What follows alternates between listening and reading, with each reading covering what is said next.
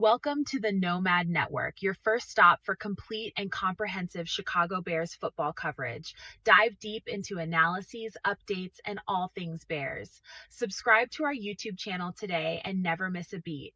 Thank you in advance for your support. We promise to bring you the best because together we're unstoppable. Go Bears.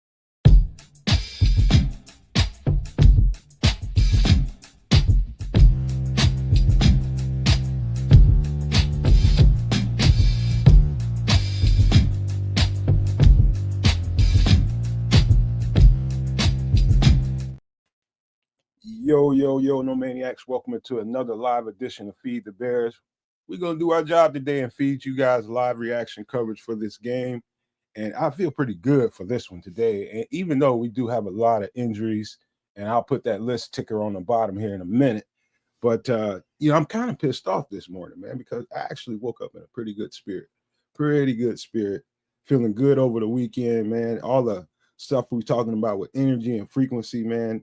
I've been feeling it. I had a very good, productive weekend, especially when it comes to the music. I had a really, really good weekend, man. Some of the positive stuff that I feel now, I'm starting to see it. The fruits of that is starting to come to life, and the results, man. I'm starting to see the shift changing. You know what I mean? So I'm having a really good weekend so far, man, and I plan on continuing that. But that's beside the point. What I'm pissed off about is I woke up and I found out that we're not playing Aaron Rodgers today, and that pisses me off, man. I know a lot of people, and shout out to Miguel, who just Supernomaniac that just busted up in here, first one. Timothy Bazemore, Supernomaniac. Thank you guys for being here. You said I'm lagging a little bit out loud. All right, man. But I was pissed off, man. I'm expecting to play Aaron Rodgers, man. I know a lot of people were pretty happy with the thought that he broke his wrist and we won't have to deal with him today. I'm on the other end of that spectrum, y'all. I am on the complete and total other end of that spectrum. I wanted me some Aaron Rodgers today. I want to finally beat him. But what I'm afraid of is I got a feeling we've seen Aaron Rodgers for the last time now. If he doesn't play today, which I'm sure he's not, I think they've listed him as out. Adam Schefter reported that. I don't think I think that's it. I don't think I'd be surprised. As a matter of fact, I'm surprised that he played this year. But to play him again in the future, I just don't see it. I don't see it now. It's just I'm pissed off about that because now, if that's the case, part of his legacy will be his domination over the Chicago Bears. And I wanted to get that last. I really wanted to get after him today. I wanted to see the Bears really get after him today, finally. And we're not going to see that today. And I think that's it, man. And that's unfortunate to me. Very, very, very unfortunate. I hate the thought of that because I want to finally get him, man. And so he can stop talking all the shit. I know he really wanted to play today. He likes rubbing in the face of the Bears fans because the Bears fans, it's just irritating right now. Very, very irritating. But let me see who's in the chat. Again, Miguel, number one in the chat today. Thank you. Timothy Bazemore. Let me see. Ralph Love says he's hoping Ozzie. Yeah, he says, I hope Ozzie takes this job and never gives it back. We're going to see. I got a feeling that's who we're going to see today. I believe I'd be surprised if we see Braxton Jones today. But then again, maybe not, man, because that trio, well, not trio, I think they got like 4 guys that can really, really get after the passer there in Pittsburgh. And that's it would surprise me, but not surprise me if they started Ozzie. But because word is that he lacks the kind of foot quickness, and this is an extremely foot quick edge rushing group, extremely quick and fast. And so this might be the most formidable group of edge rushers we've seen all year, in my opinion. They just flat out can get after the quarterback, period. But we'll see. Shout out to Mayhem. Let me see. Yeah, I know, Timothy. Yeah, it's irritating. I don't like him. If he doesn't play again, his legacy is cemented with the games against Chicago. He dominated us. And I hate to even have to say those words. But give me a second here. I'll put Cloud Chasers. Thank you for coming up in here. Let's see. AC Adam. Let me get the injury report on the ticker. Well, the inactives anyway. We'll talk about the injuries and all that moving forward. Give me 1 second. Fire up my dead mouse. Here we go. All right, as you can see, ticking on the bottom, we have inactive Case Keenum, quarterback, running back Travis Homer, linebacker TJ Edwards, defensive tackle Jonathan Ford, receiver Ja'Day Walker, linebacker Noah Sewell, and tackle Theo Benedict. I saw Theo Benedict on the injury report, I think, what was it, yesterday? And I didn't expect to see that, but Theo Benedict, for a guy that's undrafted, and you guys know I hate kind of labeling what a guy is and what he can be based off of how he was drafted or not drafted. I do not like that. But for a guy that just was picked up after the draft, I mean, you talking about one hell of an ascension. I mean, Theo, you got to take your hat off to that guy. I mean, you talking about conversation for like the most improved player on the team. What up, kids? What up? Hey, you're talking about my guy from Canada. Yeah, he's out, man. Everybody's out. This is the only thing left. I wish we had better news to talk about here today. But everybody's out, and it's not. It's gonna make for a hard-fought win if these guys can pull this out. And I think a lot of the weight will be on the shoulders of the offense today. So fingers crossed that they can pull out a win. Given the fact that there's all this injury, like I've been telling you guys about Benedict very specifically, the reality is Canadians like. Wait, first of all, do you agree that he might be the most improved player on the team? Him and Noah Sewell. Let me hit you with something. So, like, improved, maybe I would say Noah Sewell is probably the most improved player on the team. Now that you brought him into the conversation, I'm not sure if Theo Benedict is the most improved player on the team. I think it's a bit of a deeper thing. Canadian football is not scouted legitimately by the NFL or by the NCAA. It just isn't. It's looked at a little bit as like the redheaded stepchild of football, and to a degree, it is. But that does not negate the actual talent of these players. I wonder why that is. Y'all being so geographically closer, so you would think football is a powerhouse in Canada. Easy to explain. The reality is, you guys have a population. The population of California or New York is a population as a state is a population of Canada as a country. So you've got 48 other states to go through and take a look at football players, and football's a real thing over there. In Canada, football's pretty real. It's come up quite a bit. It's, in my opinion, the second real sport to hockey here. But it's just not scouted like that. The only time, and this is why Theo's in, the only time when Canadian kids are scouted legitimately is when an American comes to a Canadian school. And that's what happened for Theo. Theo was beside, I can never remember his name, but another offensive tackle on the other side in BC came from Hawaii. He came from Hawaii and went to BC for school. That's basically what wound up happening. So there were already U.S. eyes on him, which drew those eyes and kept those eyes on that BC line.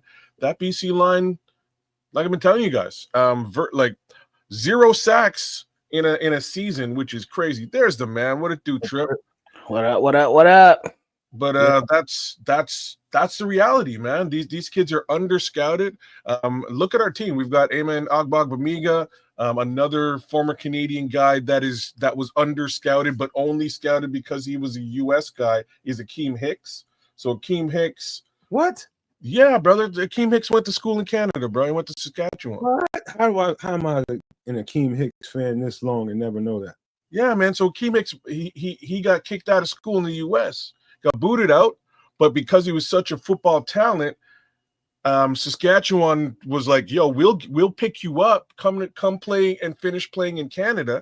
He finished playing in Canada because he was scouted and already at a U.S. university. I think he knocked somebody out. I think it was like a physical. I think he fought somebody and got kicked off the team. But at the end of the day, he wound up playing for Saskatchewan, graduated from Saskatchewan, and was drafted into the NFL. There's so many kids like that. Other flip sides here is Neville Gallimore, Jesse Luteka. Those two kids are from my city, played with my son, and they wound up, they're a couple of years older than my son, but they wound up leaving Canada and getting into the US because and it's like a real thing. So one of their coaches became NFL Youth Coach of the Year, and for a strange, for a period of time, that team, that organization was looked at very heavily by the NFL, which again gave Jesse a little bit of a tour up or a path up, and same thing for Neville. But outside of that, very hard for these kids to get to where they need to get to, and very hard for these kids to get a real look by the NFL and by the NCAA. Well, Shot, thanks for that information. That was shit I didn't know. Yeah, especially with you definitely caught me off guard with the with Big 96. With the Phoenix, you didn't know, huh? Yeah, I know that, man. No, real quick, what we're talking about the inactives and who's hurt, who's not, and Theo's not going to play, and that went into a default conversation on who we thought might be the most improved player. And but let me reiterate, man, we got Case Keenum out, Ja'Day Walker, Noah Sewell, Theo Benedict, which we're about to talk about.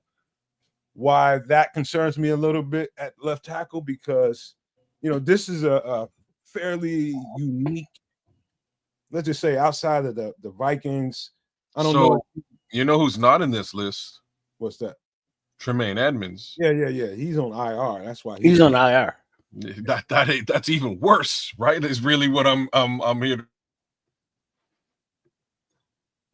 The kid just freeze up. Yeah, he froze up for. Oh yeah, he froze. He'll come right back. But yeah, hell of a season. There he is. Whatever you said, we just caught the butt end of it because you froze up. I was just saying he was having a hell of a season this season. Big ups to Tremaine Edmunds, yo, and I really hope, IR or no IR, that they retain his services moving forward, because I think we've finally seen the real Tremaine. With the real Tremaine Edmunds, please stand up. I think he stood up all season long and was standing on his head in some of these situations. So you know what, kids, it might be something that needs to be said to the point of, like, I don't know if I spoke to this enough. I know I've probably said it a couple of times, but the responsibility of the green dot, which we're going to talk about the linebackers and who might be wearing the green dot today, who are probably going to be Amen, if I had to guess. Wow. Might be Amen. But that's a story all within itself. But it is the responsibility of the green dot is not only reciting the plays and make sure everybody's aligned right. It's the checks at the line of scrimmage once they start motioning the offense and moving around, making sure your guys are in the right spot, the defensive front, making sure the linebackers are aligned right. That's a lot of responsibility. And boom, the ball is snapped. Now you got to go make a play. You take that green dot off of his helmet, that speaker set out of his helmet. Now he can play a whole lot freer, a whole lot faster. And I think you're starting to see the fruits of that today with Tremaine Edmunds. Wow.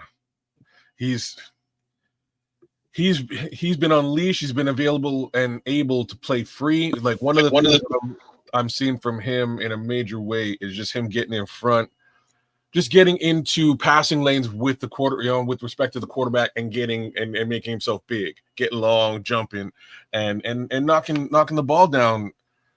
It's awesome to watch him this year. He's unleashed, and you're damn straight not having to sort of pay attention to directing traffic is such a difference for people are also people around you are also asking questions they might not have heard what they needed to hear in the huddle, and yeah, it's all kinds. It's like a fire hose on you, man. But never had the green dot because I'm a cornerback, but I know kind of what they go through. Yeah, I'm just a little worried because these other guys, and I'm not going to knock any one of them. I'm just saying most of them haven't really had the opportunity. Like, there's no way that they have had much of an opportunity to rock with the green dot, especially over the course of this new regime with DA. Yeah, Amon is to me probably the most likely choice because from everything that I monitored in training camp, I know people probably want to see Ruben Hippolyte take that responsibility. I don't think they gave him that run during training camp. If they did, I didn't hear anything about it. I did. I heard that they had him, and so I heard that they had him and Noah Sewell switching back and forth in the middle every so often. I'm going to say his skill set is more suited to the Will than the Mike. At least that's my thoughts, just being a sideline to sideline guy. But I think he did get some snaps at the Mike. You know what? Here's the thing. They've been here long enough now. I'm talking about Hippolyte and everybody else. And they also brought Carl Jones, re-signed him and put him on the active roster. Yeah. But I'm not worried about the volume of plays. They should know all the plays that they have in the playbook at this point. It's about the checks at the line of scrimmage. Can you audible when you have to and know all the checks at the line? That's the thing. If you start seeing those guys communicating all the way into the snap, then you know there's starting to be a communication error out there. Well, yeah, just a little worried, just because of how, in my opinion, how well this linebacker core has been playing this season. I believe that they've been playing, man. Traditionally, they played well. TJ and Tremaine, add Noah Sewell into that mix, and the three of these guys have really been doing some damage in the center of that field this season. Even with things being sort of switched around, and with TJ being out for a fair amount of time, it's been very interesting. But hey, wait a second. Oh, okay. There's my answer. I was going to say, is TJ playing? Nope, TJ's out again. Yeah, it's not. It's a question mark in the center of the field today, guys. I have if we didn't have a game coming back in 5 days, which we'll have that game Friday, I think it'll be a few more guys on the field today. But I think they wanted to give them that extra time to make sure when they do come back. So we probably will see a bunch of dudes come back in that Friday game against Philly. What was that? Philly we got to play Friday? Yep.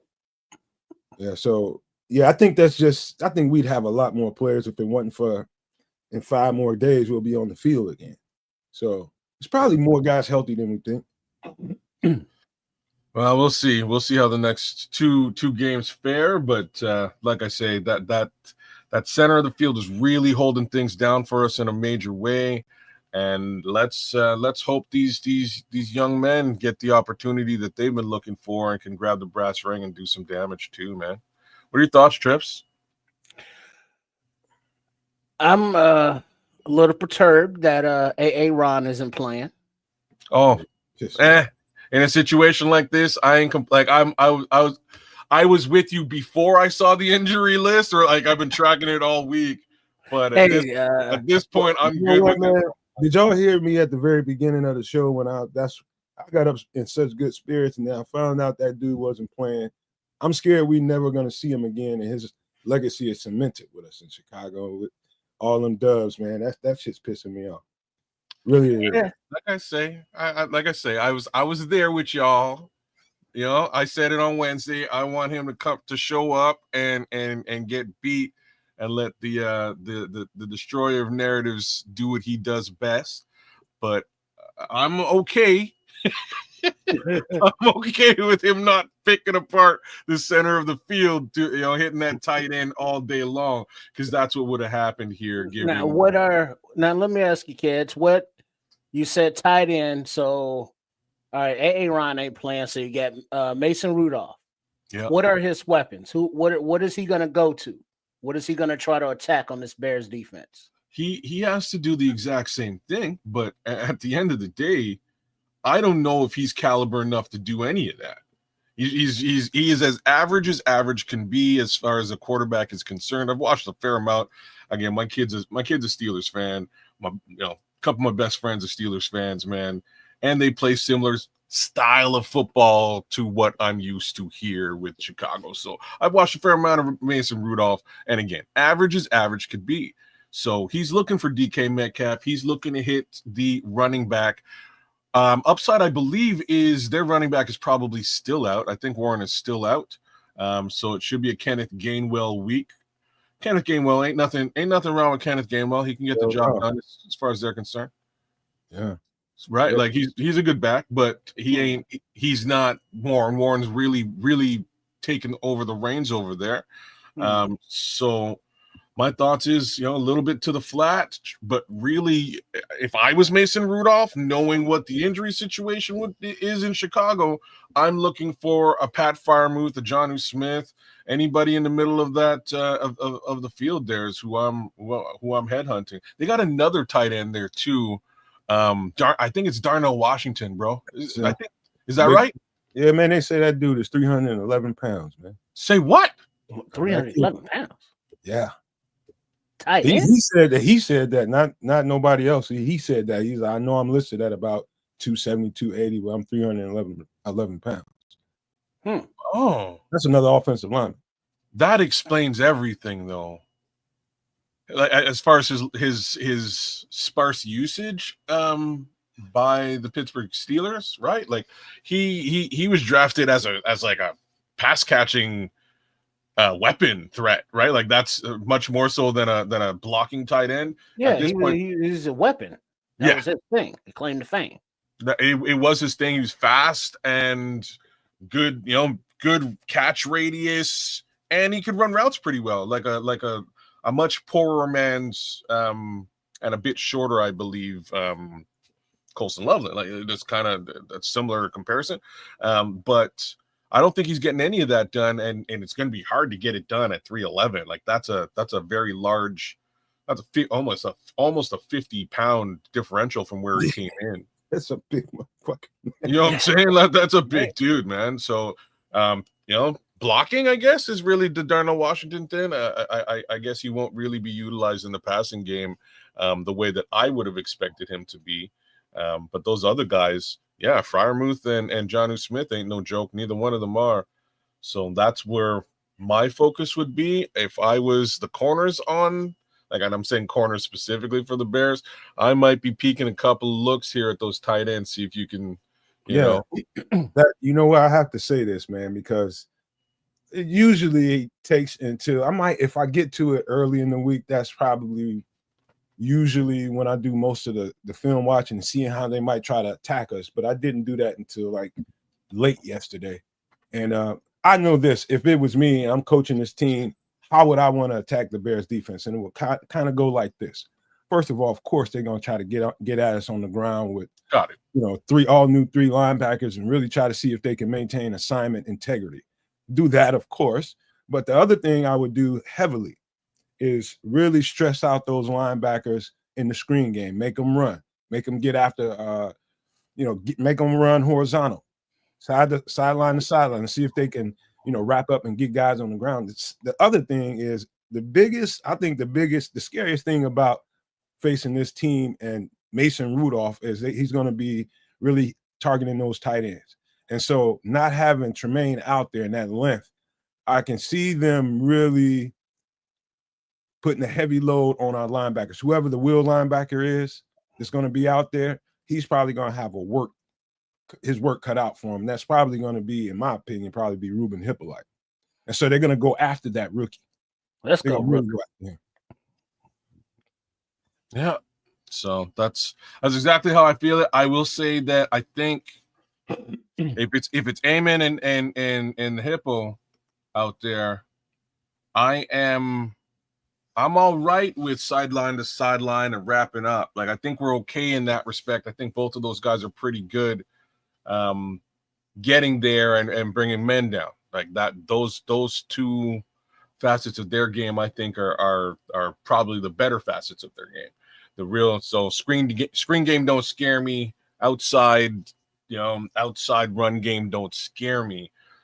What scares me really is the checks at the line, like you pointed out earlier on, man. That is the part that I'm a little bit questionable about. I'm also questioning just straight up north-south and getting into the gaps and filling those gaps and bringing bodies down well before the secondary. That's my other point of contention today. All right, got about 5 minutes before kickoff.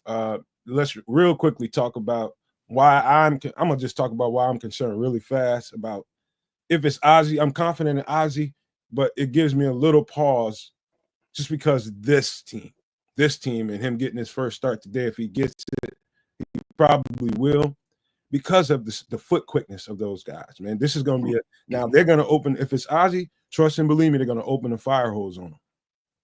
They're going to open the fire hose. They're going to overload that side multiple times, and they're going to come after him and see if he can, he knows the right guy to pick up, because you can only block one guy at a time. So if they send 3 from that side, does he know the right guy to pick up? Did Caleb slide the protection over there to make sure the back helps out, or a tight end? That's something I'd be paying attention to if I were you guys. Just know that if they see Ozzie out there, the fire hose is coming open. Well, I will say like that's what's going to happen. They're probably going to layer TJ Watt over top, right? I would expect either some jumbo help with respect to maybe what's his name, Newman. Hello, Newman. You know what I'm saying? So I think it might be a hello Newman moment today. We might see him in some jumbo capacity helping out Ozzie on the side. If not, most definitely Smythe and Komet on that side, really helping add an additional chip to make sure TJ Watt don't have a field day. And what's the the new tight end? Not Nikola Vucevic, but Nikola somebody or other. There's another tight end that they brought up. Oh, really? I had those names. I don't know where that list is. Damn. I missed that. Nikola Kalanick, Kalinic. However you pronounce that, he's a tight end. And then also on the offensive line, they brought up Jordan McFadden from the practice squad. Yeah. Okay. Yeah, I want to see how they rotate those D tackles with Jonathan Ford out of that rotation. I thought that was interesting. Yes, Grady Jarrett's going to play a lot of football. What happened to John Ford? I have no idea. Is he on IR or something? No, just inactive today. Just random inactive. Well, I mean, they could have gone with let's run with. I'm not fussed by that. And the reason I'm saying is, strangely, the other 3 guys are kind of getting the job done. These last 4 guys, including Chris Williams. I can't discount Chris Williams. He's been playing very well. Chris Williams, Dexter, Big Bill, and Grady. It's a pretty decent rotation at DT right now. I think it's working. I think Grady must be feeling a whole lot better. Again, remember when I said, well. Guys pay attention to right away if you see Grady out there with or without that knee brace. If he's without that knee brace, that guy's feeling good, and he's going to be hell to deal with today. Just telling you. Yeah, I agree with you.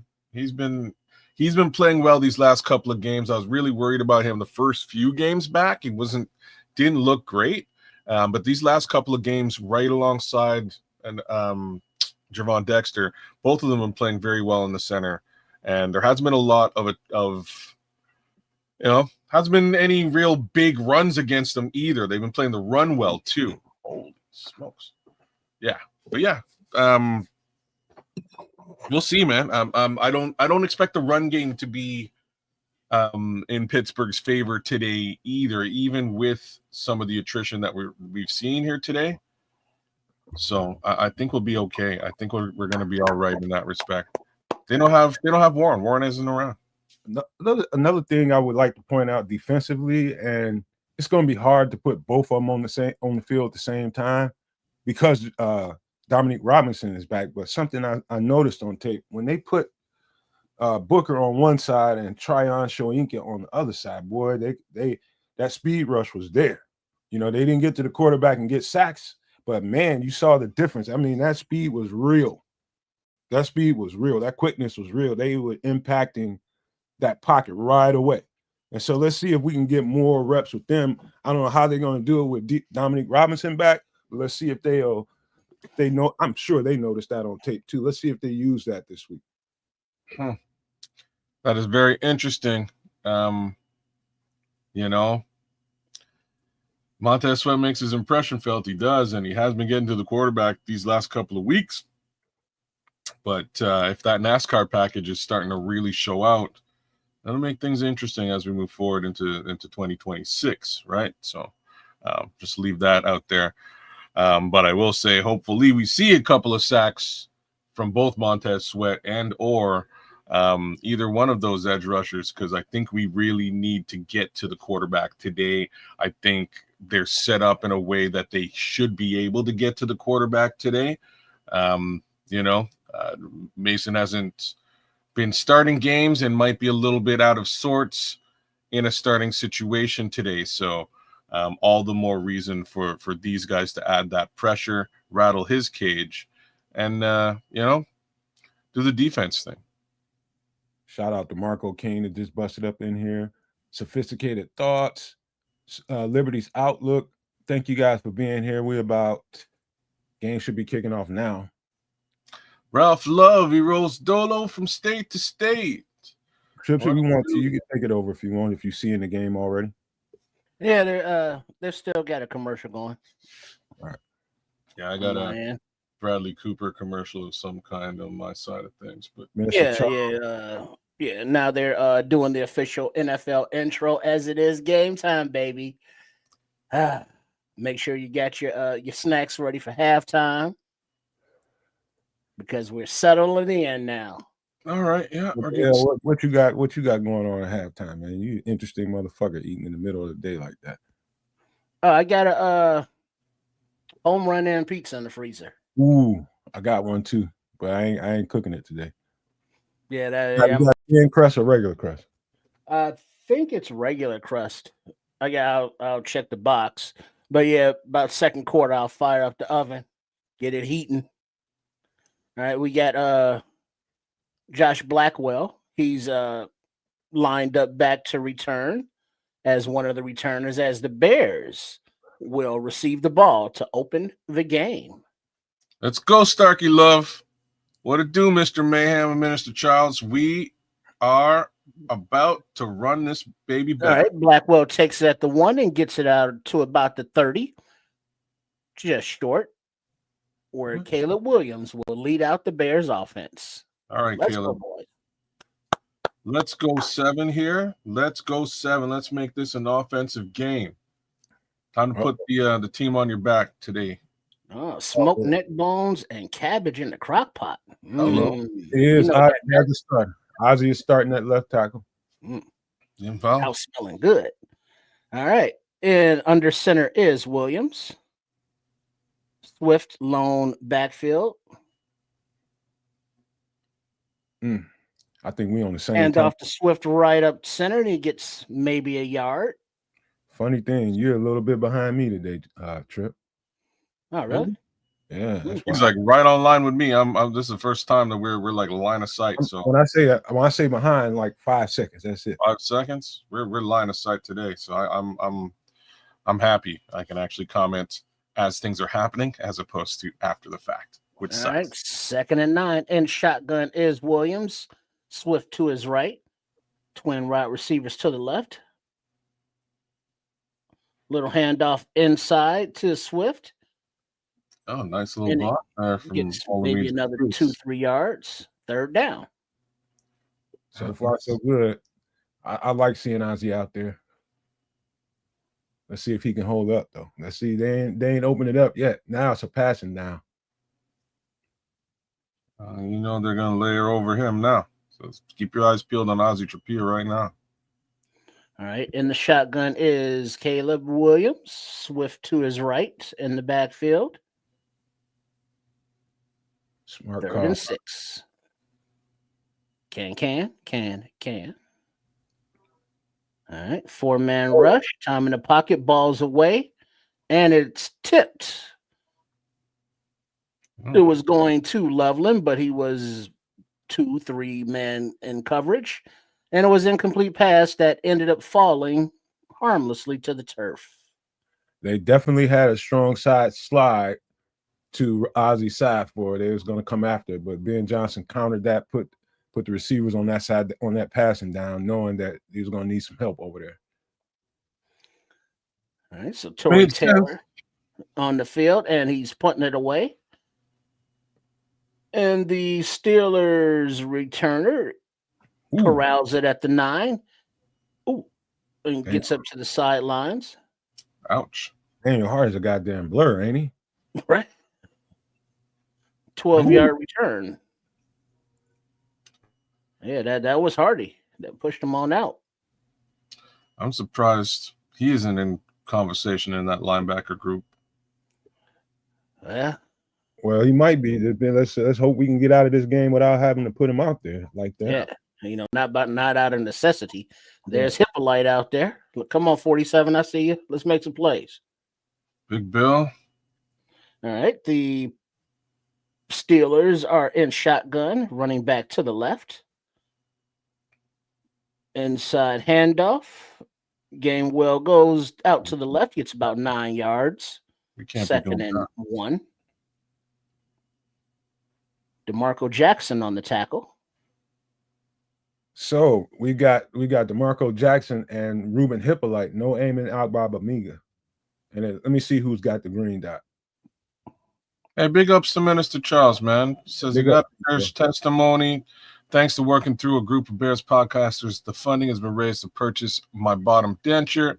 He will eat a real meal for Christmas. Congrats. Merry Christmas, Minister Charles. All right, shotgun play action. Pass is deep down the left side, and it is short. Intercepted. No way. By Nashawn Wright. Are you kidding me, Nashawn Wright? He got both feet in. He did. There's a discussion amongst the rest. Oh, yeah, we got it. He got one hand, 1 foot. That should be an Oski. Nashawn Wright. That looks almost like identical to the interception he had last week. Last week, you're right. It does. Moving on the field is interception. Bears first down. You are right. It does look just like he's just physically built for that, right? Length. Because when he puts that arm up, what is he like 7'2"? and the jump, right? And the vertical. He's kind of built for that. Nashawn Wright, y'all. Like, I'm just gonna say the obvious things. The young man gets burnt, but good Lord, on the get back, he's taking the ball with him, right? Like, so boy, what is that? 5 for him now? He's tied with dog. The man might have Pro Bowl numbers, man. Yeah, that's just a one-handed lefty. He might have Pro Bowl numbers with that with the interception. So wait, I think that's number 5 for him, which is tied with Byard. Yeah, he's because he was one behind Byard, so now they're tied up on the team battle. That's lead actually, because Byard was leading the league, right? Byard was leading the league, so technically now Nashawn's tied. He's tied for the lead in the league for turnovers, for interceptions. Would you believe this, folks? Number one, he's a very unique motherfucker, if there ever was one for a corner. Just long for no damn reason. And that shit's paying off, man. Again, man, I'm thoroughly impressed with that guy this year. I know he's taking his lumps, but man, I'm way more impressed with the plays that he's made than the plays that he's lost. Man, yeah, I'll take it. You know what I mean? The ones that he's lost, he's gotten his get back. Jeez. That was wild. Let's go, Nashawn, man. You know what would be nice here, though? Yeah, touchdown. 7 would be great. This is what we need. Shuffle us up so Trip can get up there. I got you. You gotta be able to capitalize on these turnovers that the defense is providing. You're right. You gotta get the 7s. 3s are better than nothing, but 7s is where it's at. Man. He is jeez. What up, Scrolls? Scrolls said he made him some money elsewhere. Shit, man. What the hell I don't know, man. He might have got himself an extension here is what it's starting to look like for the hell you want to get rid of that for? Second stringer. I think he got his probably earn him about a good $5 million. It might be more But I mean, if free agent, it's not like the Bears don't need cornerbacks. It might be more, right? Maybe. Don't talk that into existence, but brother, I'm not talking it. He's doing it. He's pulling balls out of the sky.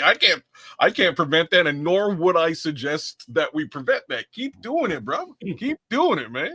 I'm with you, ATF. We got to pay that cap. Shout out to Coach Al Harris as well. Mm-hmm. You got Williams under center from what is that, about the 44-yard line? Oh. He passes down the middle and complete to DJ. Just behind DJ was sliding, looked like he was open, but the ball kind of bounced into him.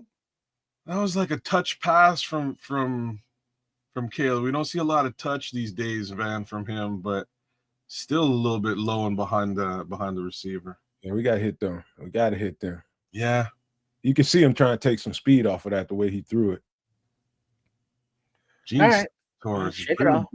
Giving it a go. 2nd and 10, back to pass. He escapes to the right, does Williams, using his legs, and gets right out of bounds right at the first down marker, just shy of it. I think he's short. 3rd down and short. He could have got that one. He could have got that extra little bit.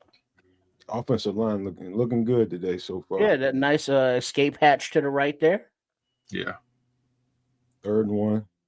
Man, Mason Rudolph might have one hell of a day here today against this secondary, though. It's just wild out here seeing Trapillo, seeing Loveland, seeing Hippolyte. Let's go, rookies. The rookies are out in force. All right, under center is Williams. 3rd and 1. Looks like Swift in the backfield. Handoff to Swift, runs to the right.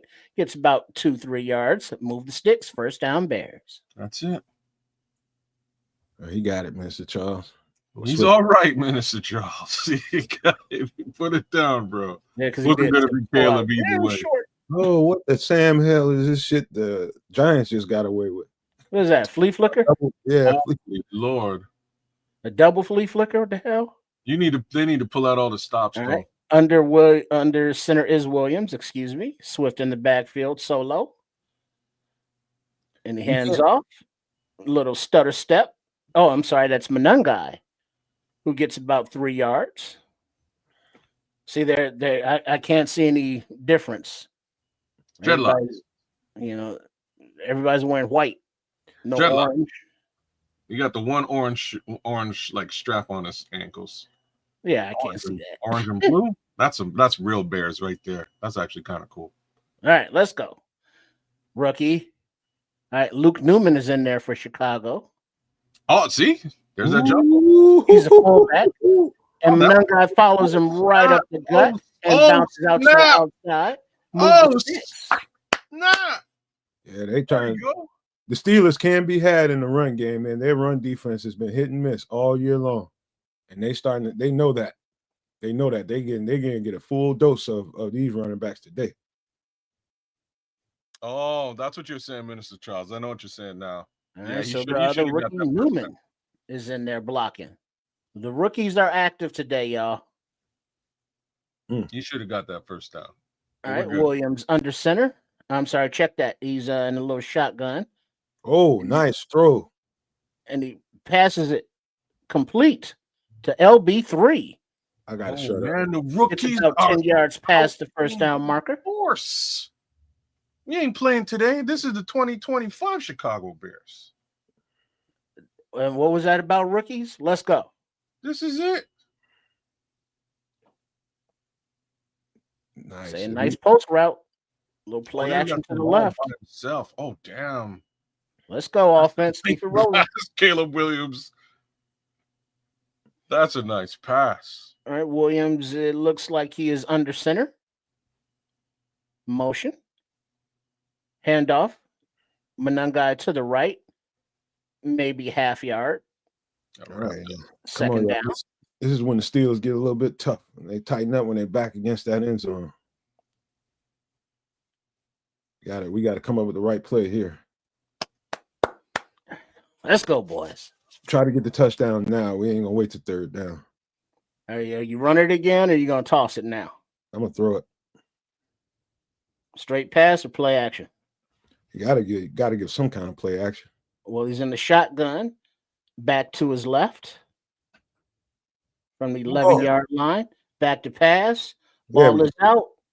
Laundry. Incomplete, but there's a flag on the play. There we go.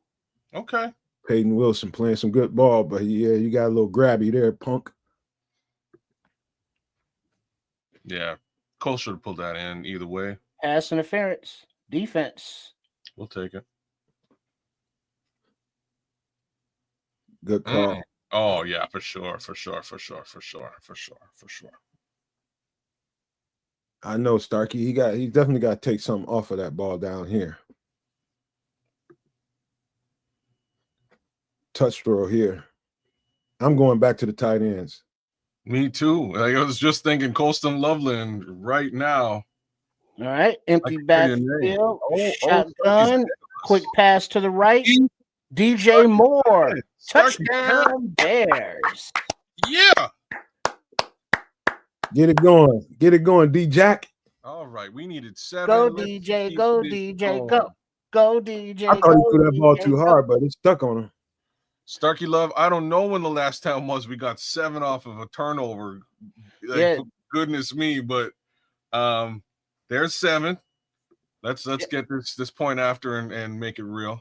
And did you notice that their empty backfield just came out 5 wide? Yeah, they wasn't playing around trying to run that ball in there. The Steelers are tough when they're against the wall in the red zone. All right, Santos on for the PAT. Snap, hold, up, good. Bears 7, Pittsburgh 0, 8:28 remaining in the first quarter. You know, quickly, I think that play, that throw and catch probably is going to go so far. That's going to go a long way between those two, the chemistry and the psyche between them two. They're connecting. They got a connection, and it paid off. And so we need that as a team, but those two need that as a duo there, man. They needed that to happen right there. That was beautiful. All right, man. Holy shit. That's what we need. We need the offense to take this game over. This needs to be the Caleb Williams show today. So far, so good. With a little bit of help from the Sean Wright. Let's keep it going on the defense. Let's keep it going. Well, real quickly, we got something coming up at the end of the month here. Hello, this is Chef Trips. Please join us on the last Wednesday of every month on the Nomad Network for the show Some Extra Sauce for my live cooking segment, MFer in the Kitchen, where we make inexpensive but tasty foods that will be beautiful. And I look forward to seeing you there. That's right. We got some extra sauce coming up this Wednesday at 8 p.m. Central. Of course, you know you're getting Bears coverage. You're gonna get a whole bunch, but this Wednesday you're gonna definitely get a sighting from the chef in here. Who knows what he's got planned and cooked up for this one, man. So look forward to that Wednesday at 8 p.m. Central. Please hit the subscribe button if you're not a subscriber. You're gonna need to be if you want to come in there and chit chat. Yeah, you know, Chef Trips, he's all about the spoiler alerts. And when we were earlier when we filmed the pregame for the video that's there at Sports Chicago Style, if you have not seen it, go ahead and peruse that later. But he said that this week's MF in the Kitchen, he's doing something that's dedicated to kids of the Canucks. So I don't know what that is, but kids, a shout out to you this Wednesday from Chef Trips on the MF in the Kitchen on Extra Sauce. All right. I'm interested. It is a soup and a fish head. I don't know. Something. Hey man, it could be all kinds of different things, man. I just chefed up shout out to the chef. I chefed up one hell of an omelet this morning, trying to keep my keep things healthy. You know what I mean? Had a little bit of lettuce and just a bomb omelet. I do my omelets a little bit different than other people. It's a little old Jamaican style thing, and I'm telling you, bro, it was a nice breakfast this morning. I'm in good spirits. All right. Now there's the knuckleball on the kickoff, and I can't see it because of this camera angle and then the shade, but it looks like the special teams made a play. I think so too. Dom Rock down the ball.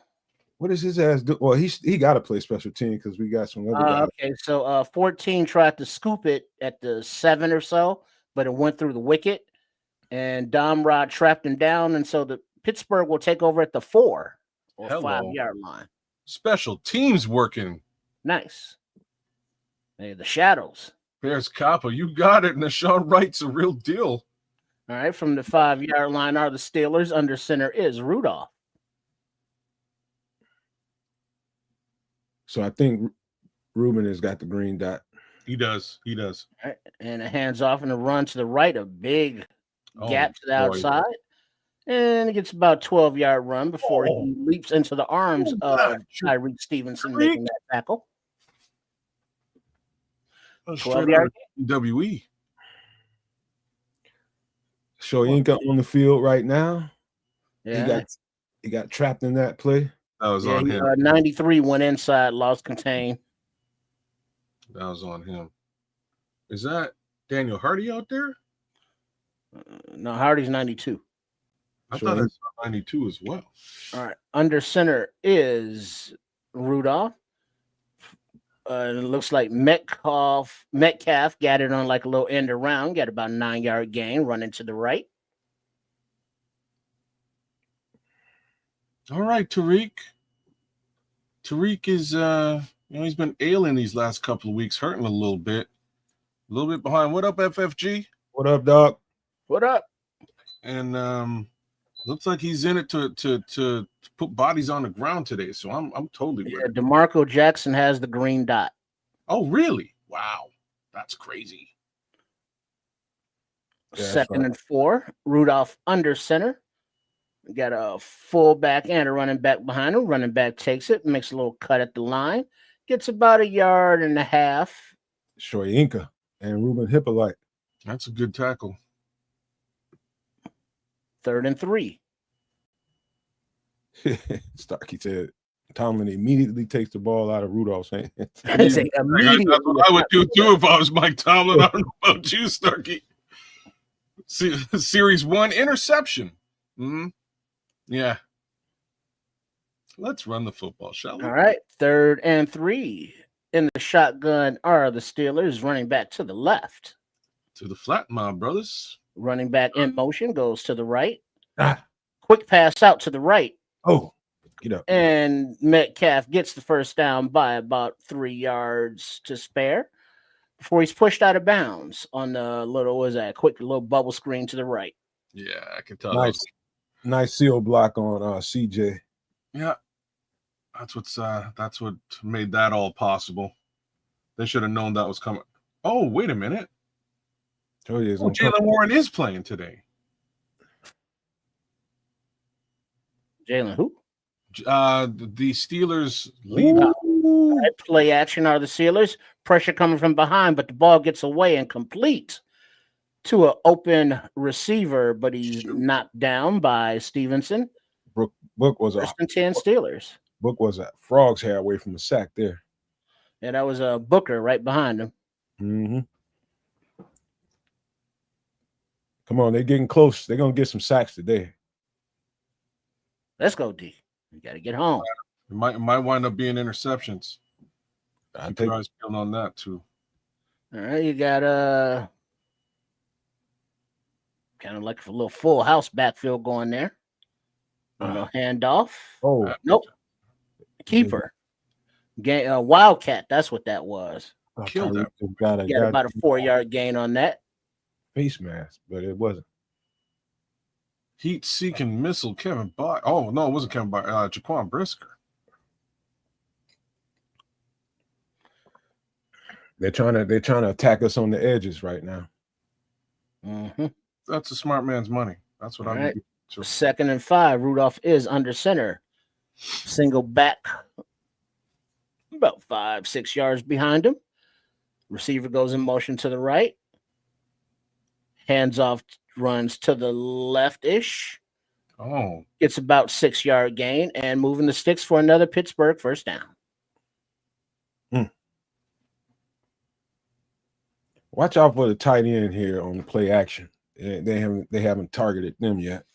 And they're getting some pretty good traction on the ground. Might try to pop pass to a tight end here on the play action. All right. 3:50 and counting in the first quarter. Bears up 7-0.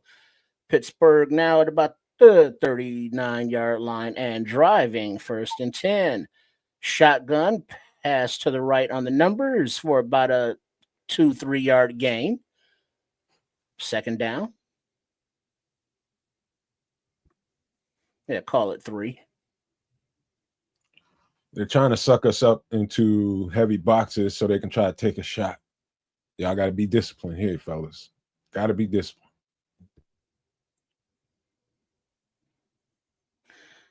All right. Steelers in shotgun, running back to the right of the quarterback. Motion coming around. Fake handoff, throws out to the right. Ooh, and Austin makes a couple guys miss. And he's pushed out of bounds just shy of the sticks, so 3rd and short. I know, Scrolls. I haven't figured out how to deal with that yet. I was so busy with music. I should have looked up a YouTube video and figure out what that is and fix it. But I'll get it right, man. It's a pain in my ass right now. All right. 3rd and short. 3rd and 2. Steelers in the shotgun. Back to the left of the quarterback. Motion going to the right. Back to pass. Looking. Passes out to the left to the safety valve Rudolph. And he gets well beyond the sticks, moving them once again for another 1st down. Yeah, they got some good blocking on that one. They had Daniel Hardy in the game. They're doing this well. They are sort of shifting the defense in one direction and stretching it out to the opposite direction. Called it out before the game started. They're going to try to get wide in the screen game, go horizontal. Yeah. Mm-hmm. So after that 13-yard gain, they're now at the 18-yard line, and a quick pass out to the left. Jonnu Smith takes it for a gain of about 9. 2nd down and 1-ish at the 10-yard line. This is all tactical right here, trying to stretch the defense just to attack you in the middle at some point. See if you can stay disciplined. Just watch out for a throw up the middle to a tight end or a running back or something. Yeah. 2nd and 2. You're right about that, Minister Charles. They are playing some good technical football. Indeed. Pissing me off. Right. Me too. This is the game plan. And the shotgun. All right, timeout. Steelers. Play clock was ticking down. So 54 seconds remaining in the first quarter. Bears 7, Steelers nothing. So they got they got Big Sweat out there on one edge, and they got Shoyinka on the other edge. I think that's their best run edge group right there right now. It's those two. With a 2nd and 2, that's probably the best thing to do. Now you play like this, you take care of the run on the way to the passer. So you make sure you got your shit set up right and get after the quarterback at the same time. Sounds incredible, but that's what you got to do as an edge rusher. I don't know about that one. I think this one might be a pass here. Yeah, you got to play for it all. They might take a shot here. Let's see if somebody can be disruptive here. 2nd and 2. Steelers under center. Ooh. Single back behind quarterback. Give me. Right. Little handoff up the gut. Makes a man miss and gets 2 yards past the sticks to move them once again. 1st and goal, Steelers. North right on the ground. Damn. Have a player down. For real? It could be any other position right now. He got smacked in the face. It's the only position we can't afford. We can't afford injury at right now. Good Lord. And Carl Jones Jr. should be trotting out on the field any minute now. Or aiming. Probably more likely Carl Jones.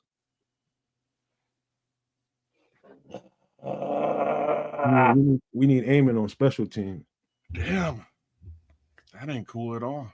I'm just gonna. He just got the wind knocked out of him. Maybe got a little stinger or something. He'll be all right. He'll be all right. Let's go. Man, it's pissing me off, man.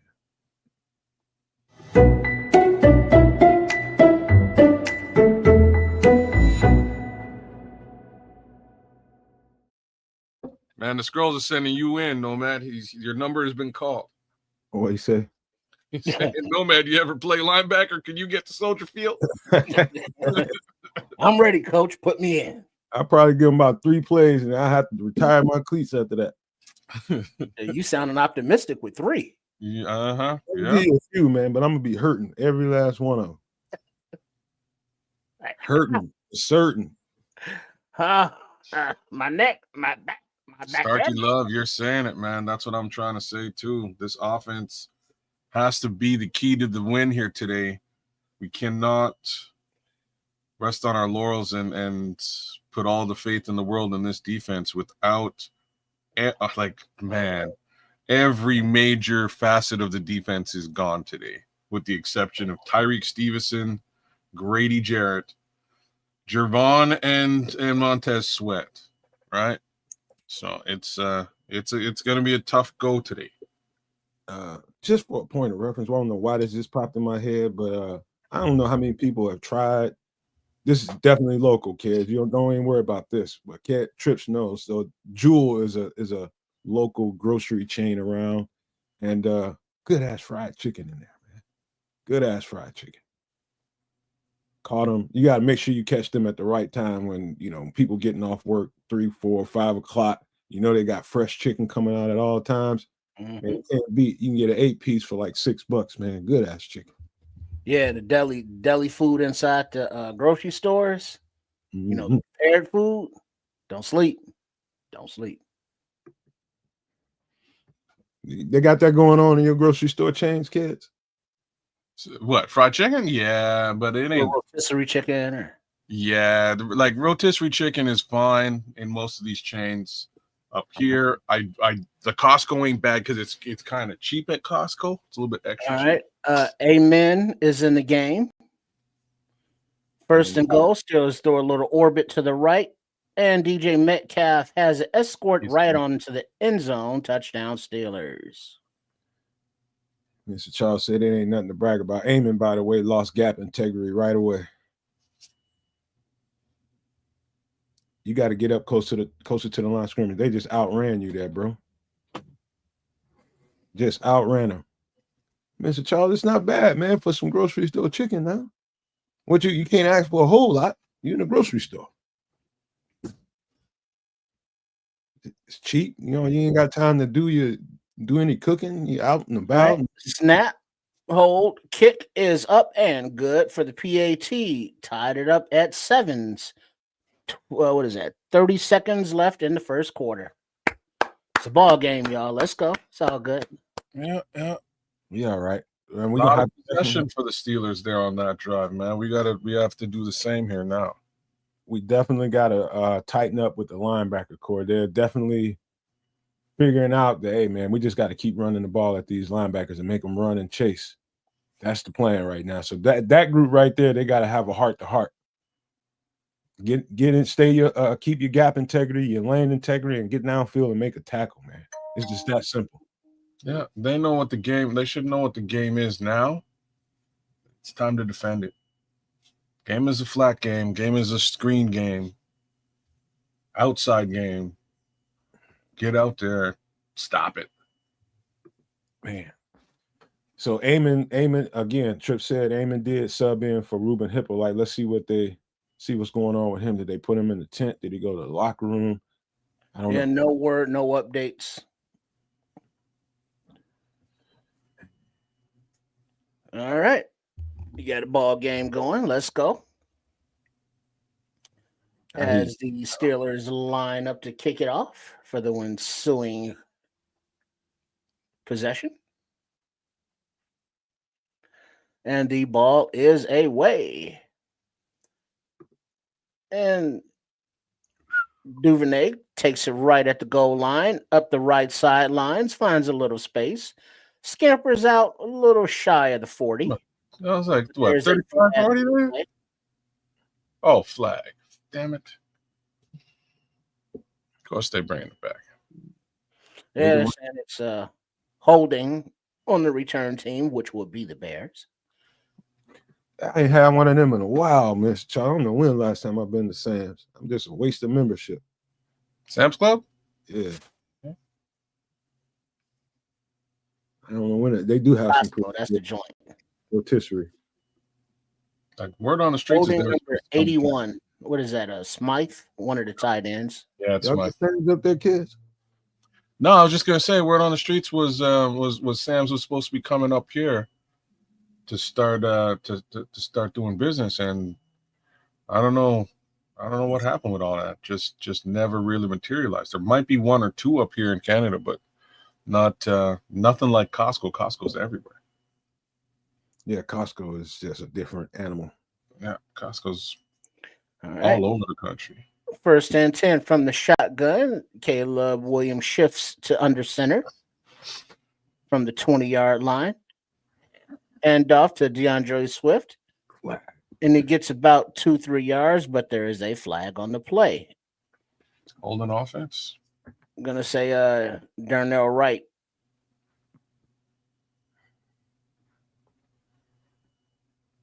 For holding. Yeah, that's exactly what Back it was. up 10 yards. Darnell went to the outside. Watt went to the inside, and he grabbed him. Whiffed on it.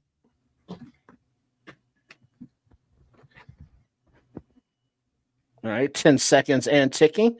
So this will bring the first quarter to a close. It's first and 20 when the Bears resume possession in the second quarter, tied at 7. Hey, y'all be right back. I gotta go heat up my little coffee, man. I'll be right back. Mm-hmm. So, like, do you put obviously you put not toppings but condiments on like your frozen pizza? But do you put it on before you put them in the oven or after? Like, you know, a little garlic powder, maybe a little onion powder, a little Italian seasoning. I would do it. Okay, it depends though. I would probably do it after. Usually, if we're talking like seasoning, spice, pepper, I would put it on after on a frozen pizza. Oh, okay. Like you could do it before. I don't think it would make any difference. It's just weird. You know what I mean? It's kind of. I'd like to put it in kind of beforehand. Okay. And then just have it done because I'm the only one eating it. If I am, so I can season it the way I want to season it. I don't know. Whereas it's also very tasty, you know, hot out of the oven, and then you season it. You know, either way, it's seasoned and it's hot. So I'm asking something weird now. Do you butter the crust? I do not. You do not. I heard y'all in here talking pizza, man. I got a question for y'all. Any of y'all ever had anchovies on a pizza? Yeah. I've had it. Very salty. It's very salty. Like it wasn't as bad as I expected from all the hoopla. You know what I mean? All the stuff people say, anchovies gross. It wasn't. It was nowhere. I just grabbed a slice of pizza, not knowing what was on it, and started snacking on it, going, "Damn, this is a little bit salty for a pizza." And then somebody was like, "Ha ha ha, you eating anchovies?" And I was like, "Oh well, you know what? This ain't so bad. This ain't terrible. It's all right. It's okay. Yeah, it's just salty." And you know, the anchovies, they're just like cousins to sardines, and I was scared to mess with it one night, but we was having a party at my girlfriend's house. Somebody ordered one. We ordered like 10 of them, and somebody had one with anchovies on it, and everybody was like, "Why you ain't gonna try the one with anchovies?" I'm just like, "Fuck no." It's like, dog, try it. I'm like, what the fuck do I want fish on my pizza for? And you know, you get a little oil in you, you know, you try something, man. And it was not bad at all. Matter of fact, I kind of enjoyed it. I ate 2 pieces of it. But have I ever ordered it myself since? Hell no. Expand your horizons. I am. Minister Charles, you need to calm down, man. What happened? Take it easy, man. damn. I had breakfast before. Now I'm hungry. All right, under center, Williams, he yo-yos in the pocket after a little pressure. Then he throws the ball out of bounds to the right. Second and 20. Like Kareem Abdul-Jabbar. Man, these shadows are crazy. First wrong sighting today. Yeah, that sun is right there in the middle of the goddamn field, man. All right, so from the 10-yard line, second and 20, you have Williams in the shotgun. It looks like there's a back there someplace. I think that's to his right. Motion going to the left. Back pass. Stop running around. Oh, he yo-yoing in the pocket, and he is a fucking touchdown. Loses the ball in the end zone. Touchdown, Pittsburgh. That ain't good. TJ Watts recovered the fumble. Caleb, you got a little nervous back there, man. That pocket was clean. All you had to do is step up. Well, you can't be doing the back spin at the line. You know what I mean? When you're backed up that far. No, you got to step up. Right up into the pocket. Got the shit man got him too. Yep, strip sack. Touchdown, Steelers. Yeah, you can't be doing that in the end zone. No. Not with TJ Watt either. You know what I'm saying? Nah. You definitely got to be aware of where you at. You got to step up. There's no other way to do that. Running sideline left or right is probably frowned upon in this situation. You definitely want to step into the pocket and just throw it away if nothing else. So's holding the ball, even then. All right. PAT, snap, hold, clean, kick. Oh, good. Steelers jump ahead, 14-7. God damn. You don't want to talk about pizza again, so we can just forget that. Yeah, pizza. So y'all put butter on your crust. Well, I think I might try it. Just because you mentioned it. So definitely give it a shot. It is the one thing that Pizza Hut does right or has figured out. They put butter on their crust, and it's sort of the secret to their pizza. So do yourself a bit of a favor, put a little butter on that crust. It will it'll come out beautiful. Trust me. One thing I never did. Yeah. Especially, you know what I mean? Frozen pizza, like y'all are doing. Just butter that thing before you put it down on some foil or whatever, however you put it in, and away you go, man. You're doing good. Yeah, we just cook. Here you go. What is that? Sausage only? Yep, sausage. Man, dude, that's kids, one of these days you're gonna get a hold of that. Well, if I come up now, whenever I show up, I'll bring some of that back with me, and we'll rock it here. But honestly, man, the orange guy screwed everything up, because that would be a great little commodity to ship down to Canada and sell for the folks at Home Run. You guys would make some good money. I'm trying to tell you, kids, it might be as simple as it's more simple than you think it is. Go down to your local grocery store and tell them about it, and ask the manager. Ask for the manager. Ask him, is there any way that you can order this product? And if there's reasons, whatever regional reasons and difference between the country reason, then you can't get it. But if you can, it's just like, okay, we'll order a few of them. That's how I started with me in Georgia. They won't do it now, man. The only reason I'm saying that is because of them tariffs. The tariffs have made everything a bit dicey down here from a U.S. to Canada perspective. Like, even this week, I went to go buy so the coffee I get is Starbucks French roast specifically, because it's the only thing I can find without me doing the whole French press process myself that tastes like European coffee. It's the closest thing.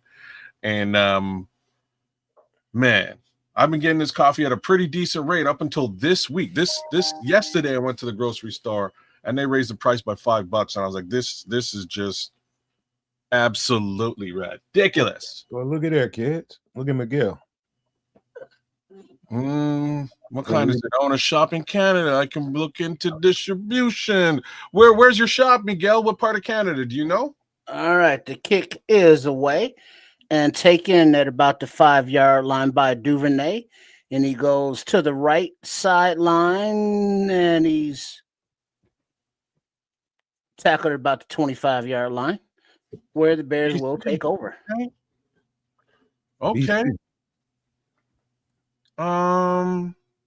So he was saying home run pizza. But you can look Canada-wide. It is one of those things that if you're able to bring it across the border and then ship it out to other grocery chains, I'm sure you could make a pretty decent dollar. There's not a lot of frozen pizza. All right. Here. Under center is Williams, and hands off to Swift, who is met at the line of scrimmage. No gain. Second down. If you went outside, you would have got some yardage there, brother. Hey, Miguel, thanks for that, man. That's nice to know. I didn't know that about you, man. Congratulations, being an entrepreneur out there. Sweet, yeah, man. Oh, and if you're shipping and delivering those goods, let me know, man, because I do telematics. I'm sure there's some business we can do elsewhere. Right. Second and 10, and the shotgun. Back to pass, balls away out to the right and complete up the right sideline to Loveland after about 15, 18-yard gain. First and 10 Bears. Sweet. 17-yard gain. Nice, Miguel. Love that. All right, fellas, we gotta watch the language a little bit, man. Y'all speak your mind. I know y'all mad. Check down. All right, so we're coming out first and 10. Loveland's out there next to Ozzie, then flexes out a little bit wider. Caleb in the shotgun all by his lonesome, 5 wide. Back to pass. Time. He escapes to the right, and he's using his legs, and he scampers out of bounds after about a 6-yard gain. I can smell the run coming off that one. 5-yard gain. It's all good, Stark. Starkey feeling it out there, but it looked like Caleb in this offense is starting to feel it a little bit too. That's the one thing I like about these empty sets is it really gives him a lane to take off. Oh, they want to call him Iceman. That's George Kirby. Yeah, it's Gizmo. Bobby Drake. William under center. Single back behind him. Hands off. Back runs to the left to Swift. Gets about 4 yards. Third down and short. Call it a gain of 3. Is it the ice or just the Iceman? I don't know if that name's gonna stick to him just because of what y'all just said. All right, 3rd and 2. Williams in the shotgun, running back to his right. Motion to the left. Handoff, a little stutter, hezzy step. Swift moves the sticks. I think that's my smoke detector. Got to turn that off. Oh, you burning down the house? Burning down the house. I was waiting for it. Wait, hold on. He's short. Wait, Pittsburgh saying they have the ball? Oh, snap. He fumbled? What the ref saying? Oh, they're giving it to. Oh, shit. They're saying Pittsburgh ball. So I guess Swift fumbled in there some kind of way. Yes, Swift fumbled. Somebody got a hold of that thing in there. I can't see him in there. The thing is, they already called it the other way, so they got to find some proof that he didn't. So that's going to be hard and that goddamn strong. Man. All righty then. So that is not a first down. That is a turnover. We always making shit too difficult, man. Come on. Why not? Yeah, Starkey, why not Monongai in that situation? He's just a better north-south back. I think we have enough proof of that. No, we ain't, Clark Khan. We ain't. We will not lose this game.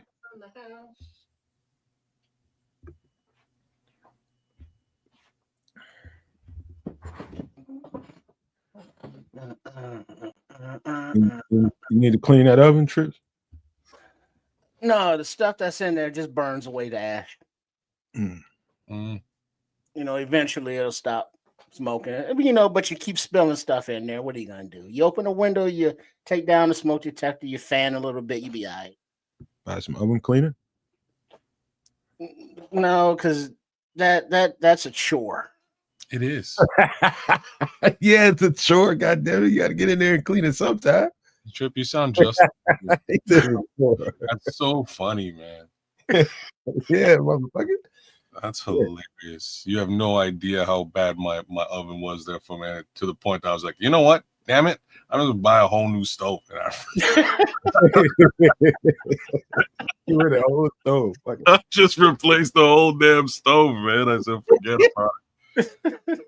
Oh, man. So funny. I mean, you be down in there scrubbing and cleaning and sweating like the oven's on. Well, this is why I bought the new oven, because the new oven it's got like a cleaning mode where you just boop boop boop and it burns it all off. You know what I mean? Yeah. It's really what it does. It burns off all the BS and you're back. I got two words for both of y'all. What's that? Scotch Brite. Get you. Oh, we've heard of that, by the way. That's what we were trying to avoid, is getting down on your hands and knees. Right. I ain't getting that. All up in the oven, and then you still gotta burn it off. And the way it's shaped, it's like I can't attack it from the front because of the space. Hit it from the back. Well, you know how we do. But yeah, but I can't fit in the front like that, and then no. Oh man. Oh hell no. That's too funny. Oh yeah, so YA Black did recover that fumble from Swift. Brutal. So from the 48-yard line, the Steelers will take over. And back to pass is Rudolph, a short dump off to the right. Ooh. Darnell Washington takes it for about a 13-14-yard gain. First down. He's 300. Pittsburgh. He's 311 pounds. Like, he's a big lad, that kid. I saw and seen and felt every ounce of that weight too when he connected. Man, he's heavy, man. What is it that we've circled? What are you talking about? They're circling things on this replay. Yeah, I don't know how that's not forward progress or something. I don't know, but whatever. All right. First and 10 are the Steelers. Ooh. And a handoff to the right. There we go. There we go. Taken down after about a yard. There we go. Amen. Amen. Agbandi Miga. Victor Dragon, I don't think he's got very many fumbles on the season. You see Eric Bieniemy over there getting in Swift's ass. Yeah. Business. And you got a Steeler hopping off on one leg, number 4. That's Metcalf. That's the first known fumble in mind that I know of, Victor. I might be wrong, but I don't think he fumbled before on the season, but maybe once before. All right, so with Metcalf, their wide receiver 1 is off the field hobbling. You got Rudolph in shotgun, second down and 8, quick pass out to the left. And he is immediately tackled, but kind of squeaks away from right, but cleaned up after a gain of about 2. Good play, fucking Nation. Way to shed that block. Mm-hmm. Tyreek is out. Wait, what is Tyreek is out? I didn't notice that. Let's see who's out there. It's probably shoulder hip is questionable. Oh shit. Probably McLeod out there. Oh, for Christ's sake. So yeah. Upside is DK's not playing this particular moment either. So they're number 1 6 shotgun. Oh, good. Little handoff inside, run to the left. He outruns the entire defense for a first down. Kidding me. Damn. Fucking Booker did his job stringing it out. Those linebackers got to be faster. He just missed it. He just missed that tackle. Yeah, nobody's there at the end of the secondary. After replay assist, the runners root short of the line to gain. So it's going to be 4th and short. They'll probably review that, and it's still going to be a little short. No, he's short. There it is. Yeah, about 1.5 inches short. Yeah, he's short of the line again. His knee's down. So call it 4th and 1. And Pittsburgh is in the huddle, calling it play. As they're right at the 30-yard line, coming out in a heavy tush-push type formation. Oh, they got the ball off late. Get him. And there's a snap, and there's a scrum. It's short. And it's stalled. No gain. It looks like, oh, hell no, that didn't go. No, they were not in alignment. That ball came too fast for them. They was not ready to get off the ball. Let's go. There, stop them. All right. Each other about that one. Yes, Super Clark Khan, that I can agree with. But what can you do, man, when everybody's on a hospital bed, man? What can you do? You just go out there, next man up, and see what happens. Playing ball today, y'all. Playing ball. Whether you are listening to this live game reaction on the Nomad Network at Cads of Canuck or Sports Chicago Style, make sure you are subscribed. It don't cost you a thing, but you will support your boys. You know what I mean? Yeah, I know you want to support us, right? And if you really want to support us, you go ahead and get that membership. You go ahead and subscribe. You become a supernomaniac. So however you want to do it, just get it done. Because we doing it for you. Don't we do it for them, kids? We damn straight we do. Right. So by all means, give each one of these channels a little bit of love, like, share, subscribe when you have a moment during these commercial breaks, etc. Just jump on over, leave a comment. Tell us what you think about what we do and what you think about these Bears, because I will say 7-3, we doing all right. I think we can pull something out there today, but yeah, we gotta clean up this offense. Defense is playing its heart out for what it's worth. They are heavily decimated, but again, playing their hearts out, man. So let's get this offense rolling, man. That's really it. I need Caleb Williams to step up, protect that ball. Same thing with DeAndre Swift. I don't expect to see any more fumblerooskies there. I don't, but I think we'll be just fine moving forward. Timothy Bazemore says the Bears organization as a whole needs to look at their nutritionists, and we shouldn't have so many injuries.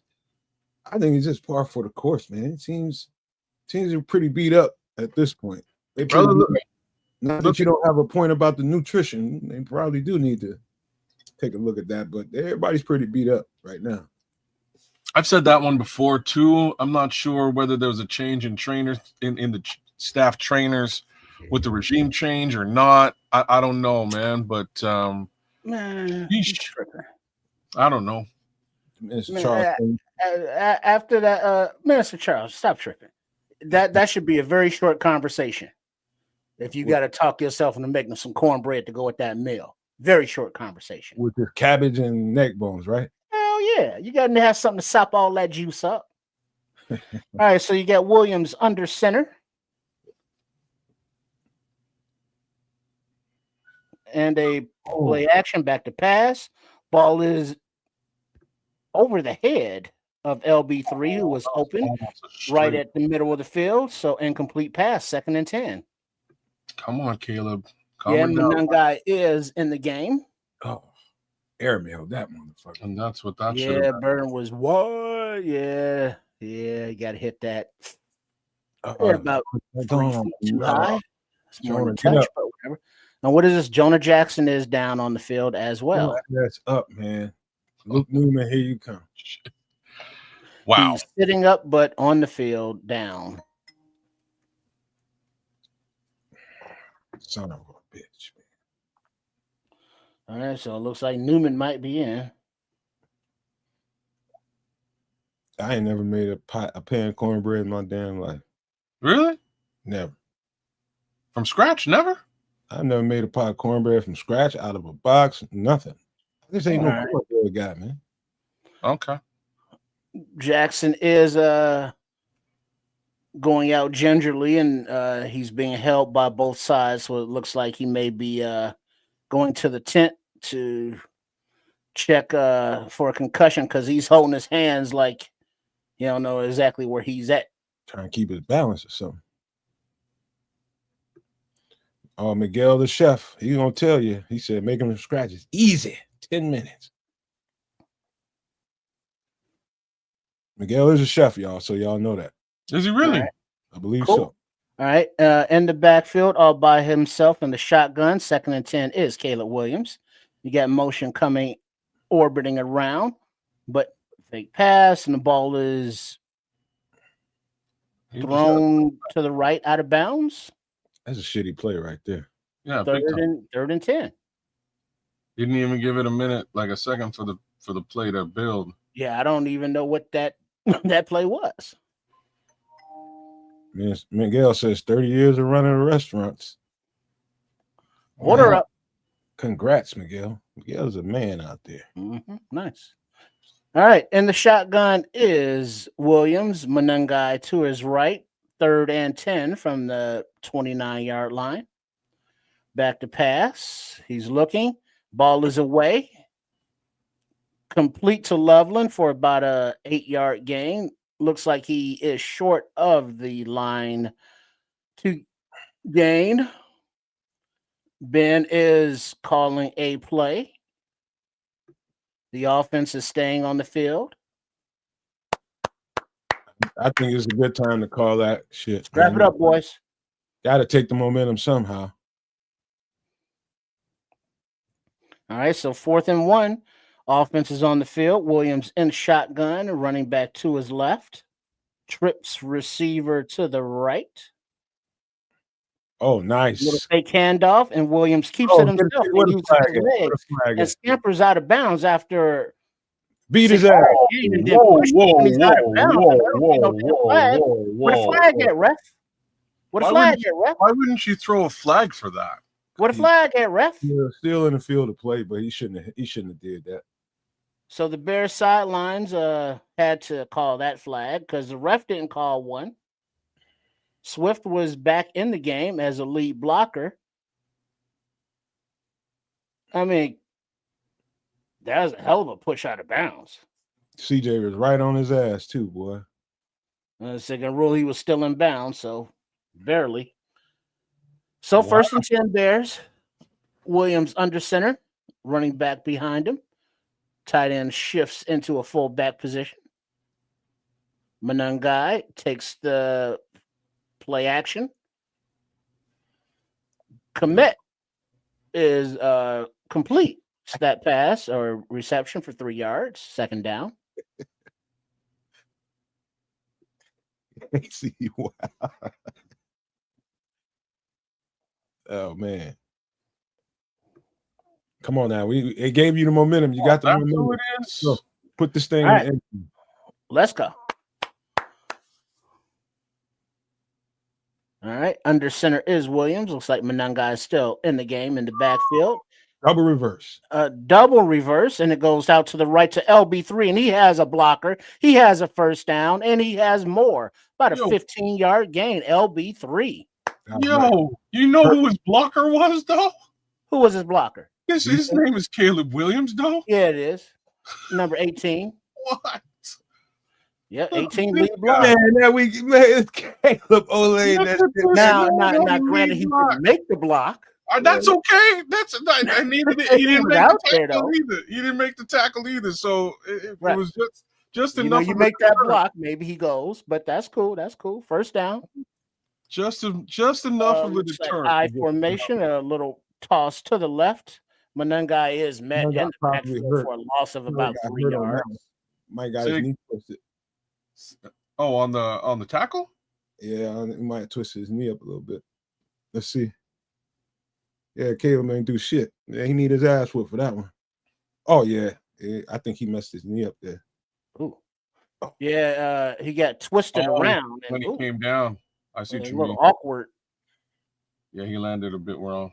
Did he get up? It looks like he's up. 2nd and 15. There's no injury timeout. All right. 5:23 in the Right on. sack. Pass to right seam complete.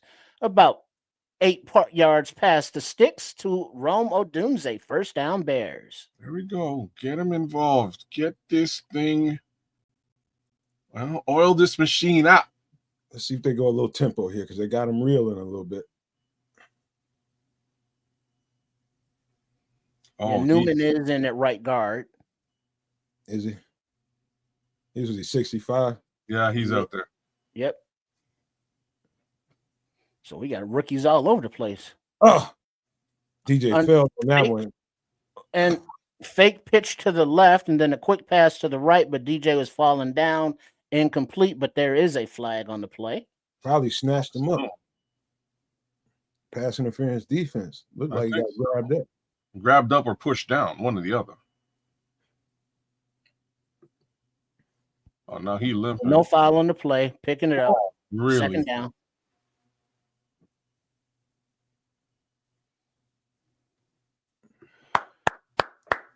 Let's go. We got a ball game, boys, girls, ladies, gentlemen. Man, it's always no foul on the play when it's the Chicago Bears. Well, yeah. It's kind of ridiculous, in my opinion. But it is. It is. All right. And shotgun is Williams. 2nd and 10. Running back to his right. A little handoff to Menungai to the right. And he gets about 4 yards, maybe 5. 5. Third down. We'll take that. Menungai, he runs hard. Yeah, man. He's getting you those. He's getting you 2 to 5, man. Speaking of running hard, not really, but you think we've seen the last of Roshan Johnson in the Bears uniform? He's on IR now, right? Yeah. I don't see him coming back. Like if we see him coming back, he's a special teamer. I don't think anything else happens. 3rd and 5. Yeah, these are throws it. Touchdown. Colston Loveland. Bears. Hello. Skinny post are out in full effect, in full force, en masse, as they say in Quebec. Yo, I love it. Angle route, my bad. You can call that a skinny post. Angle route, pretty close in relation. That's nice. You had to throw that ball right on time, and you put it in the only place you could. Again, I like the extra hustle to get in the end zone, man. Nice. All right, now here we go, Bears. Here we go. So on for the PAT. Snap, hold, kick, good. Tied up at 14. 3:56 remaining in the first half. Okay, so all the Bears who are on my bench are killing it. This is awesome. And as far as fantasy football is concerned, check me out on a Tuesday, 6 p.m. Central, 7 Eastern. We will do the Superflex Fantasy Football Show. Once again, live at Keza Canuck. Me and my homie D, that's what we do on a Tuesday. So come check us out by all means, and we'll keep your fantasy football dreams in play. As for today, yeah, so much for mine. But the upside is Bears are up. Bears are in position, and all we got to do is make sure that we do not continue to shoot ourselves in the foot, because that's really how the Pittsburgh Steelers are at. Have tied this game up. So let's keep this moving. Tim Bazemore says Loveland is turning to one of his favorite Bears. He should. He making plays like that. He should. He is exactly that good. Just a matter of him being utilized in the offense. And like I said, a couple of weeks ago, Caleb recognized how open this kid usually is. Now he's starting to use him. You got to give Ben Johnson some credit for having confidence in his boys, putting them. They were behind the 50, well behind the 50 when he went for that 4th down. So that could have ended up being a disaster. But he had confidence in his team. Leave him out there, man. Let's take this momentum back. Now you know what I smell, kids. Interception? I smell a turnover. Turnover? Yeah. Takeaway? Because I'm smelling it too. Smell it. I'm smelling it too. Man. What up, Chris Bay? Black Sheep. Welcome in, bro. Welcome in. All right. Who's gonna get it? That's the question. Who's gonna get this turnover? That is the question. You have seized the momentum. You took the momentum. The momentum did not come to you. You took the momentum. Now maintain the momentum and take this damn ball away. One way or the other. I don't care who gets it. Just get the damn ball back. Really, really push him up against the 8 ball.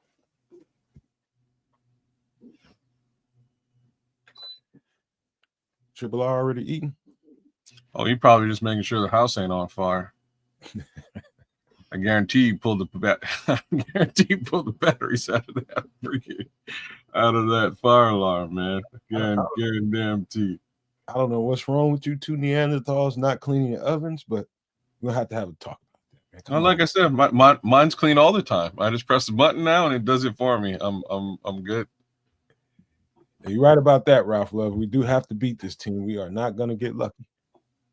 All right, the kick is Very away, and it Move goes and squirrel into the end zone where the Pittsburgh will take it on the touchback. Moose and squirrel. Hey, Larry T. Moose Bullwinkle. That's an old. Hey, boo-boo. That's an old reference, man. I went Boris Badenoff with it. What's that? What's Boris Badenoff? See, you ain't. So he's the bad guy in. Boris and Natasha. There you go. He's talking about the little white man with the mustache. White man, yes. Russian, yes. Oh, okay. There you go. Let's go. I can smell the momentum. I can feel them, and I don't even have my TV up, but I know that crowd is rocking. Let's go. Let's go. All right. Steelers under center. You got a fullback and a running back behind the quarterback. Motion to the right. Come on, Pitch NASCAR. to the right. NASCAR. Let's go NASCAR. And the cuts upfield for a gain of about 9 yards is the running back. Linebacker. Second down. Try it perfectly. Linebackers got to clean that up. I hate to say this, but I would. Yeah, Montez Sweat ain't fast enough to go down the line if they're running away from him. If they're running the ball on the other side, he's out of the play. Joey Porter Jr. is out with a leg injury. DK Metcalf is back, all spattered up. Under center, 2nd and 1. Steelers handoff and a run to the left. It bounces off a few would-be tacklers. Passes sticks for about a gain of 8. DeMarco Jackson makes the tackle after a gain of 6. How's Montez, man? Montez got beat on that. He didn't make that tackle.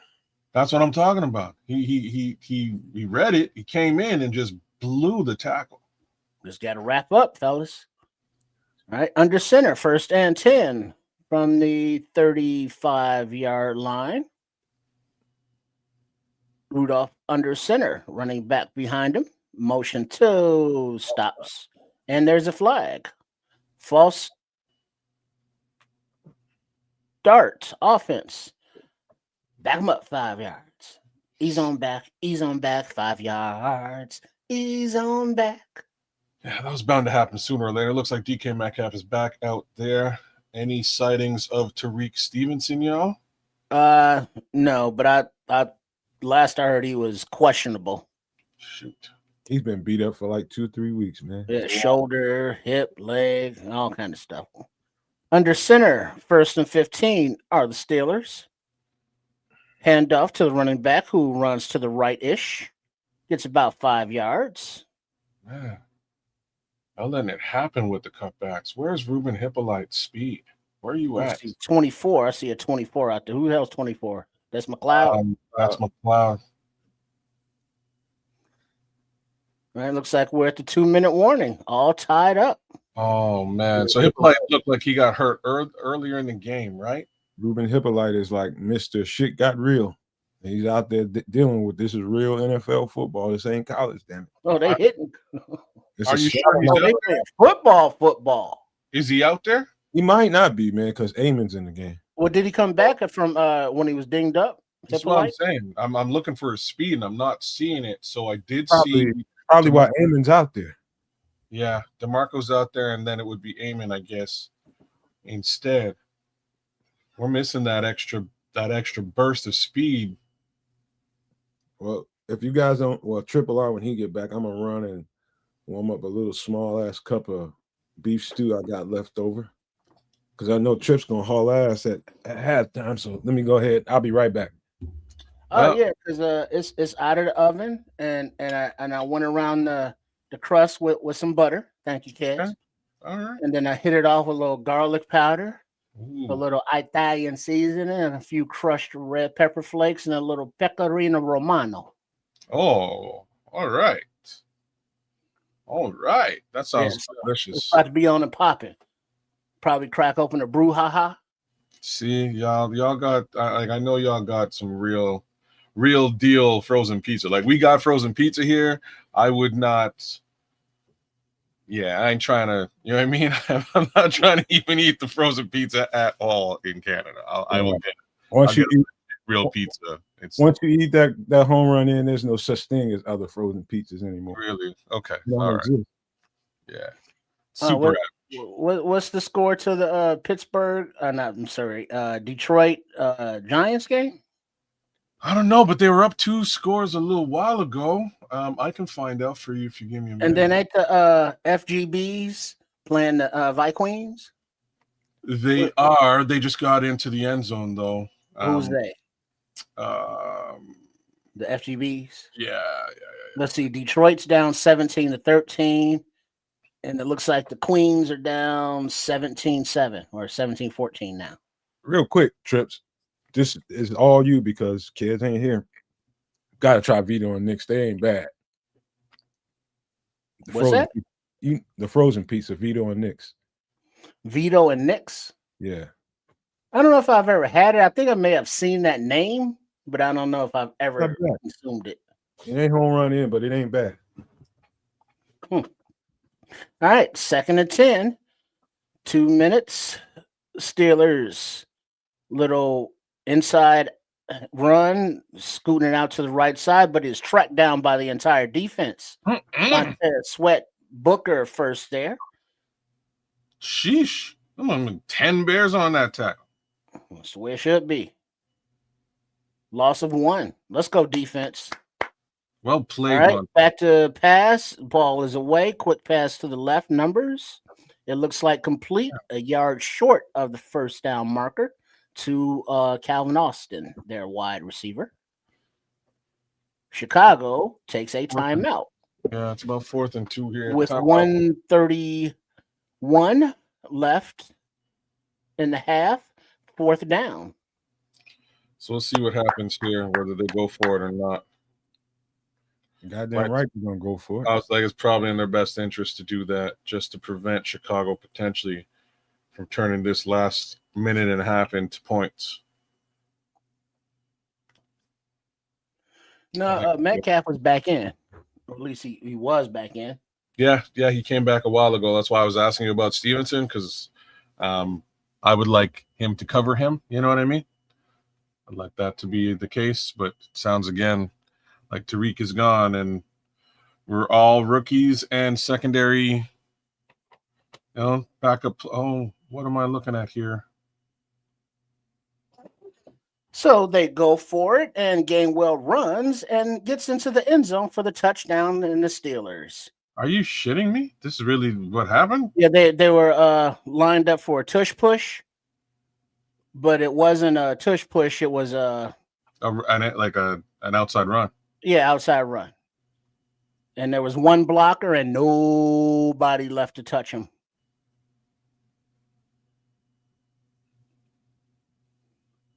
So, 56-yarder right there. Wow. Yes, like that. What a way to come back from commercial break. That sucks. And the Steelers 20, about to go for the PAT. Bears 14. Minute and 22 seconds left in the half. Hold on. Illegal block in the back. Let's go. After review, the runner was short of the line to gain. Oh. So he went out of bounds at before the goal line. So not a touchdown. I don't know about that. Oh, he did. He did. His hand went out of bounds before the sticks. which is not great. But so, first and goal, 1 minute and 23 seconds on the clock. 14s. All right, let's go, D. You got a little reprieve right here. What can you do with it?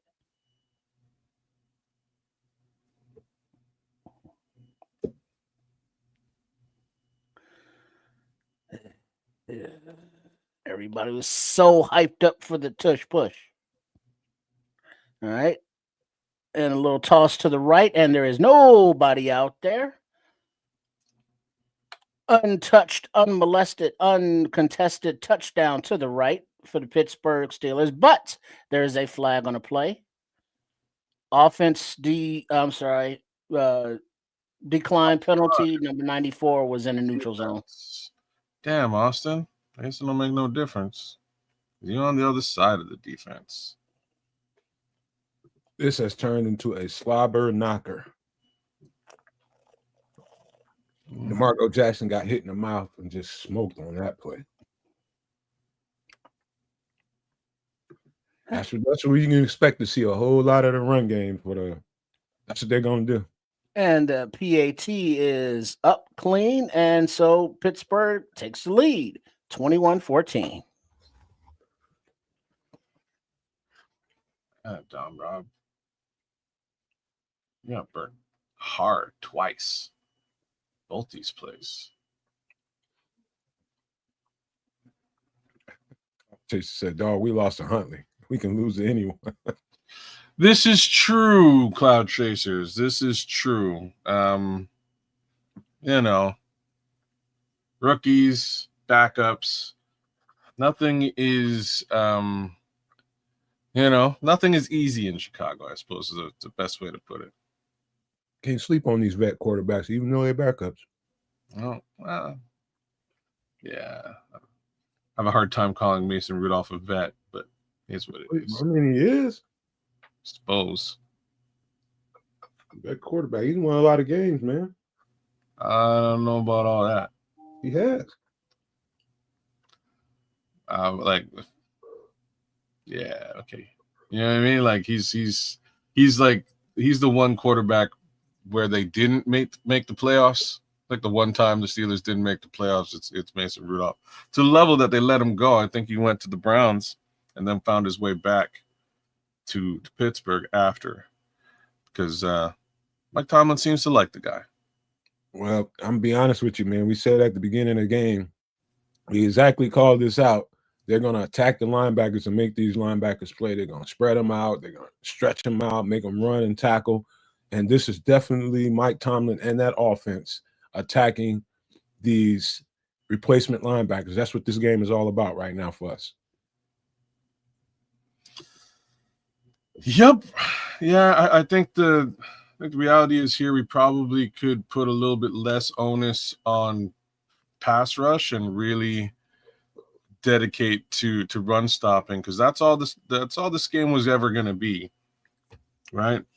Outside rush, potentially screen game, and as far as the pass is concerned, and that's exactly what they're doing, and they're eating us alive with it.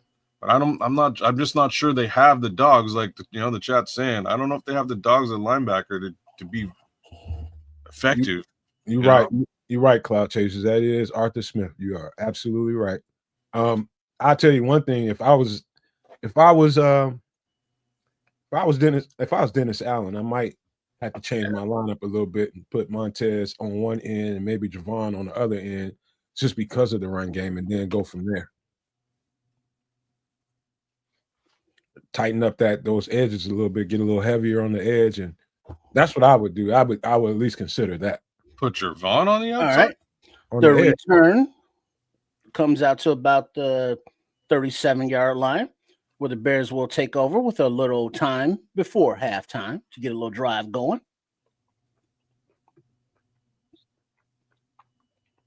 Starkey says Jameis is out there dicing up the Lions, boy. That's what I want to hear. No,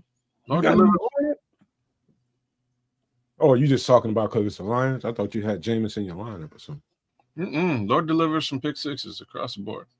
Amen. All right, so we have Shotgun for Williams. Free players, there's a flag down. The Offside. ball Free deep play. down the right side, and it is intercepted by the Steelers. Come on, it's coming back. Porter is running around and running backwards. Up, he's stripped. Then Hot dogging around almost. It's coming back anyway because it was offside. Oh, damn. Offsides on the defense. offsides defense number 51. So yes, it was a free play, but damn. Miscommunication, Starkey. 57 seconds remaining.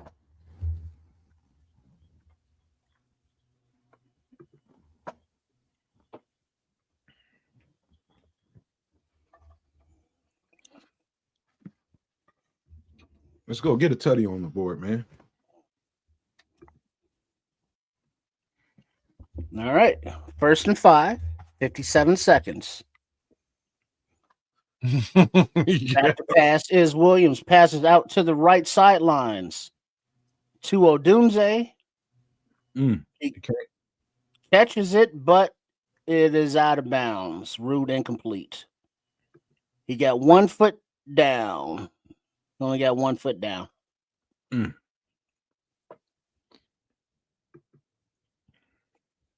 Great catch, though, boy.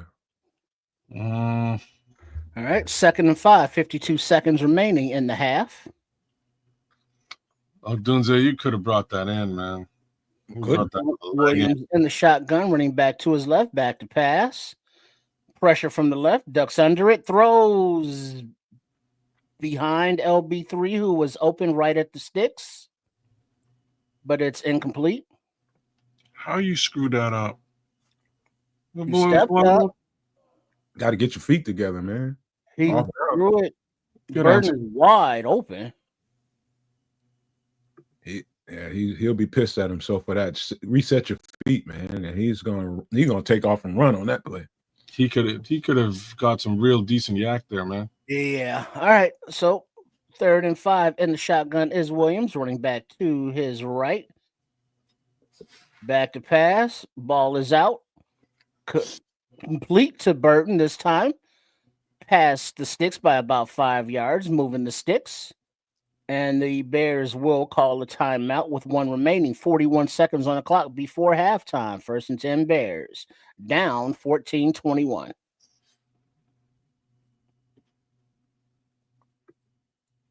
Pittsburgh's playing a little soft, man. They're taking advantage of the underneath stuff. They're just trying not to give up nothing deep.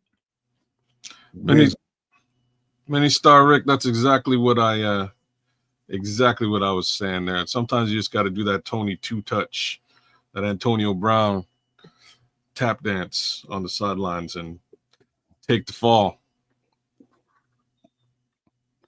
All right, let's what we come out in here from just across the 50-yard line in the shotgun, back to pass. Williams looking, passes to the right hash, complete to Zacchaeus for 4-6-yard gain. Yeah, nice crosser. Oh, you should have just kept going in that direction, Olamide. And they take their final timeout with 35 seconds left on the clock. Kept going right to the sideline. This is a test for Caleb, man. Can you manage this shit? And if we get in a tight spot, do you know what to do? Do you know to run a play or get the ball down and hurry up and get your special teams out here? It's gonna be a quick change if they don't score here. Fire drill, fire drill, fire drill. All right, no timeouts remaining. Williams in the shotgun and the snap. The ball is away, but there's a flag down. It's complete to Swift, and he's past the sticks and out of bounds, but the flag.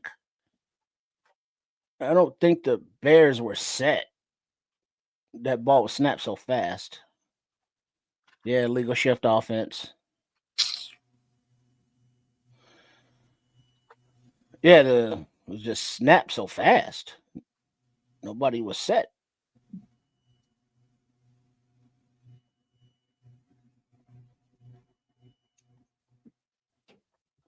Gotta be better than that. Can't have that kind of shit down with the time against you and no timeouts. All right. There you go, man. So get that cornbread ready. All right. And the empty backfield shotgun all by his lonesome. Back to pass. The ball is coming out and way overthrown to Odunze. Oh my God. So almost picked off, but incomplete. Come on, man. What the fuck is that? Jesus. Wide open in that hole, too. Yeah, he had plenty of room and depth. That's a really bad pass. Leaving $5 bills out there, man. $10 bills. Mr. Charles getting it together, man, with the help of my guy Miguel in there. Hey, Patrick. Good to see you, brother. All right. Empty backfield. And the pass is complete. A little underneath pass to LB3 on the little middle screen. And he scoots up to about the 29-yard line. First down. 13 seconds and ticking as they get to the line to get everybody set and get spiked. And they spike it with 7 seconds remaining on the clock for the first half. So what do we do here? Punt? Sorry, field goal? You better take a shot to the end zone. Now with no 7 seconds, they're gonna kick this shit. Yeah. Yeah, that one. I don't know. Look, Newman out there leading the blocks. Ozzie out there left tackle blocking. Let's go, rookies. Oh, they're going for it. They are going for it. 2nd and 10. All right. The ball is away to the right, out of bounds. Just to kill a few seconds off the clock, it looks like. 3 seconds remaining, 3rd and 10. Field goal unit is on the way out. Be right back, fellas. All right. So Cairo Santos to the rescue. Bring this game a little bit more close. Didn't really expect to see 21-17 in the first half of this game. Thought that would be the, total score of this football. 41-yard attempt is up. 47-yard is up and good. So Santos takes it to halftime, bringing it to 21-17 Steelers. Ninja on break. And off he goes, leaving me all by myself. Well, that's fine. Steelers 21, Bears 17. Let's take a look at the tail of the tape and how you are not alone. Oh, Michael Jackson's with me. So what are we looking at? We got 211 total yards for the Steelers, 175 for the Bears. So we're trailing a little bit in total yardage. Passing, kind of clear and obvious, 86 yards for the Steelers, 110 for the Bears. They ain't trying to pass the ball after Nashawn Wright pulled that one down. They're going to run the rock. And rushing yards speaks to that. 125 rushing yards on the ground for the Steelers versus 65 for the Bears. Bears need to get a little bit more done on the ground. My thoughts there, maybe a little bit more Kyle Monangai usage than DeAndre Swift, but I also think DeAndre Swift may be in the doghouse a little bit after that fumble. 7.8 yards per play versus 4.7. That's really the big differential in this game. They've got to stop that run. They can't be allowing 10-yard rushes to exist on a day like this. First downs, they've 11 for the Steelers to our 12. Third down efficiency, 2 out of 4 for the Steelers, 4 for 7 for the Bears. Not terrible, but could be better. Fourth down efficiency, 1 out of 2 for the Steelers, 1 out of 1 for the Bears. Total plays, 27 Steelers, 37 Bears. And that's going to be interesting when we look at time of possession here in a second. Sacks allowed, 1 for the Bears. That sack turned into a touchdown as well. Single punt for the Bears, no punts, no sacks.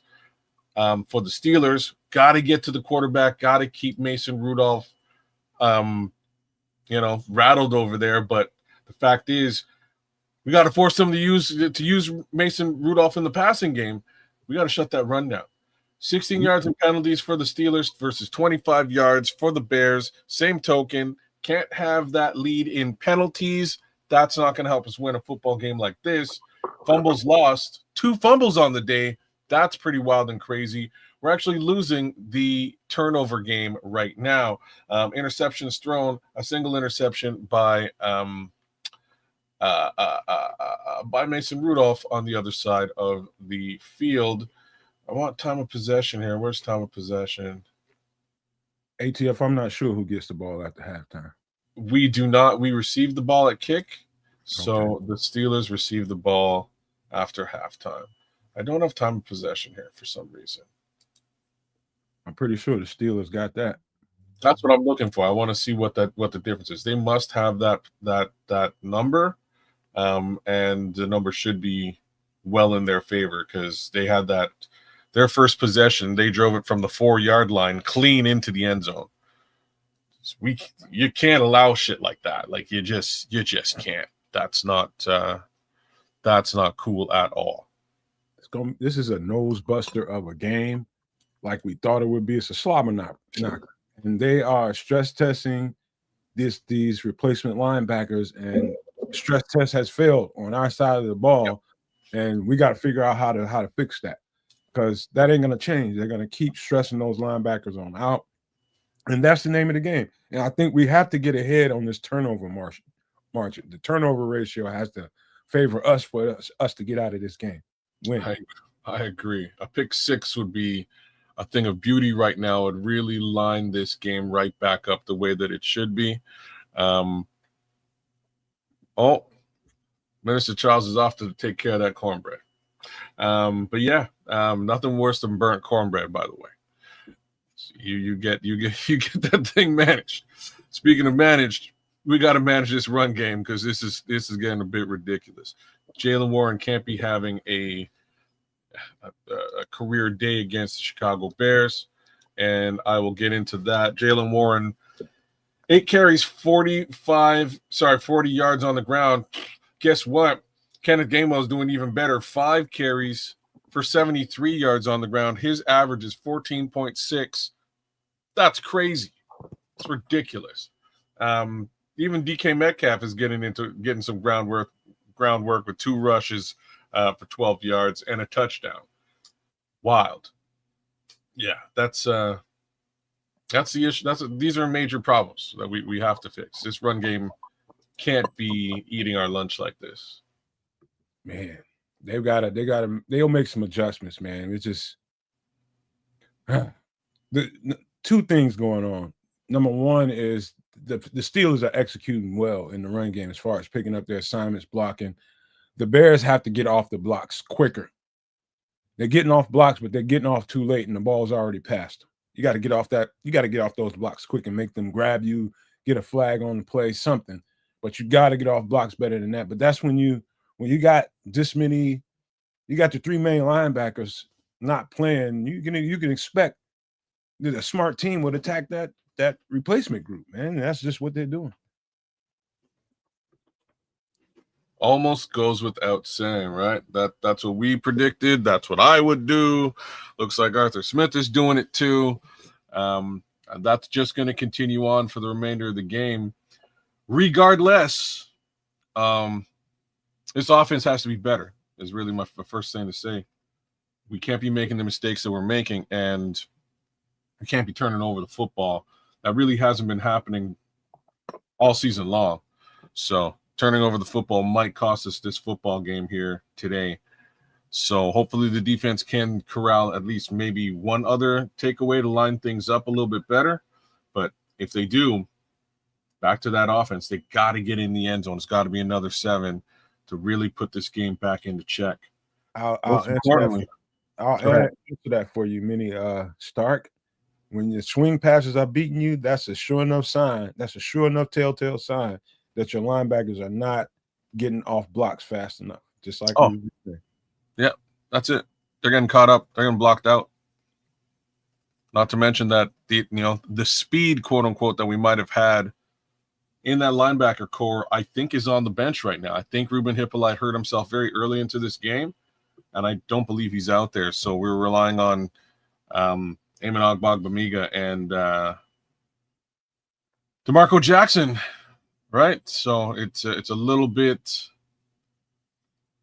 a little bit lackluster with respect to the linebacking core in today's game. You got to challenge those dudes in the locker room. And I get into their soul. I'm the type of person that will say things to you, make you want to hit me in the mouth because I'm going to be like, are you an NFL linebacker? Are you? Or do you not belong in this league? Show me you belong in this goddamn league and get off blocks and make plays on the fucking football. That's what I would say to him.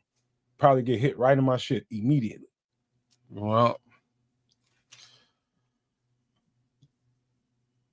I like the message you're trying to convey. I was going to say, yeah, you probably will get hit in your shit, but I'd much rather they be hitting them instead of you, right? Like that's what's missing right now. Anything it takes to trigger them, I'm doing it. I'm going to challenge the manhood. I'm going to try all that shit, man, but I'm going to get you to play some different football when you get out there. I take a bloody nose, busted mouth. I don't Many Star Rick, I don't know, man. Like there's Hicks. Hicks might be able to do some damage. Maybe Jonathan Owens. Maybe. But they don't know, they don't know what they're doing. Know what I mean? Super Clark ain't got no chill with Caleb, boy. And he's got to definitely step it up this next half. Yeah, he got to make some plays. He's missing 2 airmail, too many damn passes this first half, probably 3 or 4 of them. Yeah, I think you're right. You're probably right there. He chucks balls away for no good reason, and it's funny because I'm usually an advocate of that. If you're in trouble, you just get rid of the ball and avoid the sack, and that's my 2 cents. But there's a couple of balls here today that I was like, what? Like, what are you doing? Why did you throw that one away? Make matters worse. A little bit inaccurate a couple of times here today. Got to get those feet set to be accurate. It's just on the other side of the ball, kid. You're right about Caleb. But the other side, ball, this is probably the worst team to play. A team that really, really leans into the run game and they won't deviate from the run game. To have 3 starting linebackers out against a team like this is rough. Just telling you right now, the task is heavy. But you got to make plays regardless. If you're an NFL player, you cannot let them do that to you. Well, what I will say is this is not necessarily just a run game team at all. Warren's had a good season. That's what they do. Yeah. Sometimes, like Kenneth Gainwell just got to the team. He's still a good running back. I'm not knocking him at all. He is a good running back, but I'm just saying that was not necessarily their bread and butter, man. Like they've been able to hit receivers as needed. They've been able to hit tight ends as needed. That's more their game than just nose down, blinders on, run the football like they're doing today. This is really just commensurate of the fact that everybody on the Bears defense is hurt. Stop us from running the football if you can. I know one thing. I am very grateful in my soul that there's a can of cold suds in there in the refrigerator because I think I might need it later on. Yeah, I feel it coming. Well, don't say stuff like that. We'll see how things work. I think there's all the ability in the world to turn this thing around. I think it can be done, but it starts with stopping this drive coming up here now. That's the beginning of it. Got to stop this drive. This drive has to result in 0 points, not a field goal, nothing, nada. We move on from there. That's how we start this thing. Trip, you got about half of that home run gone now, ain't you? Make it tempting me, man, because I got one down there. Nice thin crust, pepperoni and sausage. What do you think is going to happen next week with no linebackers? Tim? Let's get there first. Let's get there. Get out of this one first. Well, that's a team that run the ball. You know what I'm saying? Like, that's a team that runs the football. And that's for the most part all they do. Can they pass? Yeah, they got receivers and all that, and a semi-decent quarterback. But Do they all need they to pass? Is the question. say what? Do they even need to pass? Is the question. That's what I'm trying to say. I don't know if they will, given what we're looking at today. It's a problem. The ground game is a problem, man. Gotta stop this run. If you can't stop this run, I don't know what you're gonna do next week. It's the dumbest thing in football, running the ball, and can you stop it? It's just not even complicated at all. It's exactly what you think it is. Can you get off blocks and make tackles? Period. Can you maintain gap integrity? Period. That's all. Well, as we slowly come back, I'm gonna go for break and grab a couple of things to snack on, and I'll be right back. You guys got me? Go ahead, man. You got it. Right on. Yeah, as the game is coming back, it's all about the Watt Love fest going on there. I'm just not realizing he's in the booth already. Yeah, that's JJ. Because TJ with that sack force fumble passed JJ's record or something. Wow. How long has he been out off the field? What, 2-3 years? 3 years, maybe? Yeah, something like that. Yeah, not long. Mm-mm. All right. So as we start the second half, Bears are down 17-21. Santos is back to kick. And the ball is away into the shadows. And it looks like it's returned to the 25-yard line. Ooh. Where the Steelers will take over. Daggone Daniel Hardy's a beast, man. Yes, Charles got that cornbread right, huh? Mm-hmm. Man, I ain't been a plate of cornbread in this house, I don't think, since we've been here. Oh, wow. Yeah. Should put a can of corn in that cornbread. I don't care for it. Nobody around here really cares for it. Handoff to the Steelers, runs to the left, breaks a tackle, and gets about 6-7 yards. Call it 6. 2nd and 4. You got to kind of shut this run down a little something. Jaquan had him, man. He just ran out of that tackle. You can see they came out a little chippy here. Let's go. Keep that going. All right. Steelers under center. Play action. Rudolph boots out to the right, stops him, makes a man miss, and then slides before the sticks. He made Montez Sweat miss, but he's a yard short of the sticks. 3rd and 1. Almost had him back there.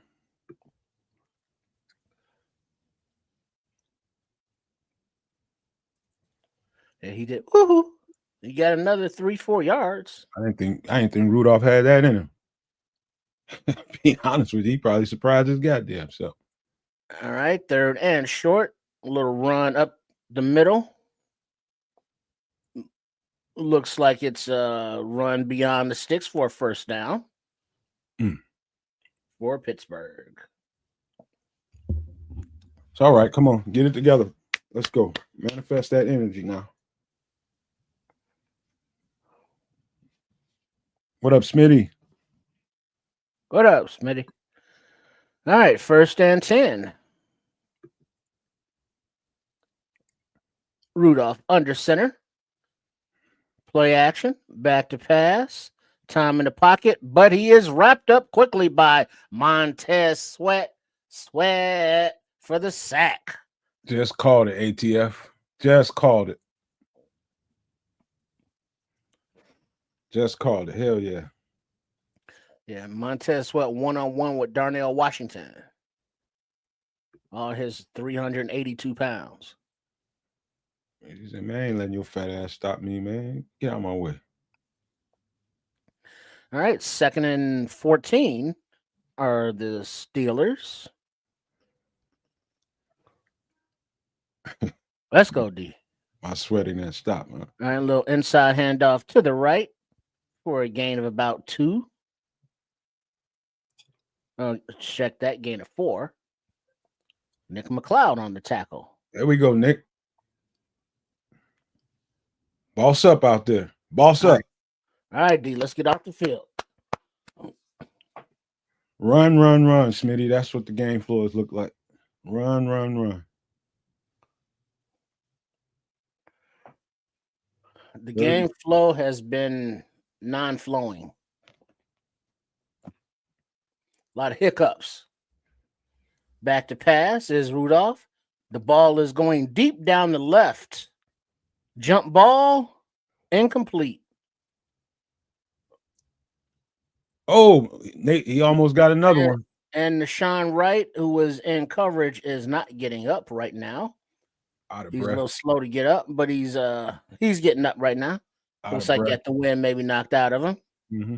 As he almost had that pick, but the offensive guy had to play defender. I always hated that. He just landed hard, like right on his back, like knock all the wind out of you. It's like somebody just boa constrictor got your lungs or something. And the punt is away. Yes, sir, Minnie Stark. Deshaun Wright. And Duvernay is immediately tackled when he caught it at the 9-yard line. Way to hold on to the ball. 54-yard punt, no return. Yeah, man. All right. But there's a flag on the play. Hold on. A little discussion on the field. It's usually a holding. The refs need to get their face time.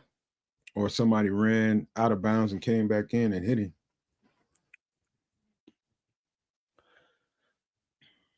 During the kick, holding receiving team number 21. So half the distance will get the ball at the 5-yard line or so. All right, so flag against the Bears. Of course it is. All right. Got to dig ourselves out a little hole. Little self-inflicted woundy wound. Let me keep it together. I need to keep it together. Mm-hmm. Just can't have self-inflicted mistakes. Now you got to make the catches when they're there. You got to make the passes when they're there. You got to make the runs when they're there. Because the offensive line is holding up okay, wouldn't you say? Oh, yeah. They're doing better than okay. I haven't seen leakage at all over on Ozzy's side. 2, Caleb just got to trust the pocket and step up in it and don't be frantic back there, and he can make some plays. I'm sure they said that in at halftime, like, dog, they're taking care of the pocket for you. You just got to trust them. Yeah, and speaking of, now that you say it, the pocket is there and there are escape lanes, but it's just something is not in rhythm for some reason. Quarterback, he's just got to settle down a little bit. Yeah, you got to hit those passes. The accuracy level is concerning. Because we see the receivers are there, and the ball's over their head or behind them. It's like, man, come on. Absolutely, Larry. Newman is doing a good job. Yeah, that's right, because Jonah Jackson went out. Did anybody get an update on what his injury is? Jonah Jackson's? I'm going to assume that was a concuss. Yeah, the way he was, trying to find his way to the sidelines. But Newman's out there at right guard. Ozzy's at left tackle. LB3's making plays, but none guys running the ball, but not really a lot. Loveland is out there active. So the rookie class is doing it. We don't know about Hippolyte. Saw him go out earlier and haven't been back. Yeah, whatever that was, and cost him because I think I see Aimon on the field still.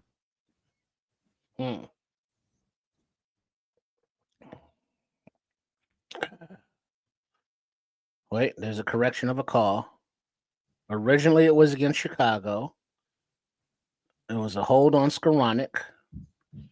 That dude over there be But working the the Steelers dog. are going to re-kick, so it was against the Steelers. That special teams coach be working the dog shit out that gun, boy. So Zacchaeus is back to return the punt. I think they said Duvernay got a little dinged up. Probably chest contusion where you got hit. Yeah, as soon as he caught the ball, pop, pop.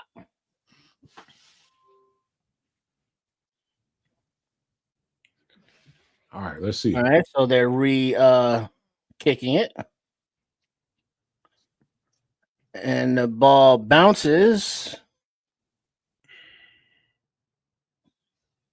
out of bounds at like the 35, and there's a fight on the field. Oh. The fuck was that all about? Big 86 got into somebody's skin. Got tackled. Yeah, that was the backup tight end, Nikolai.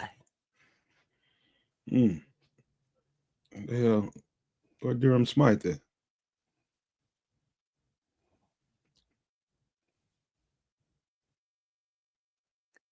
Yeah, all right. So separated, boys. Separated. Settle down. Settle down. All right. 1st and 10 Bears. Let's see Monangai out there. Ozzy, DJ, Rome, Loveland are all in the huddle. Yeah. All right. So Bears gained 34 yards on that penalty. Awesome. Shotgun Williams all by his lonesome. Rhythm throw coming Pass ball is all complete across the middle. Adunze takes it about 7 yards past the sticks where he's held up but refusing to go down. But they whistle him down at the 43. 1st and 10 Bears. Come on with it. Jonah Jackson's back out there, by the way.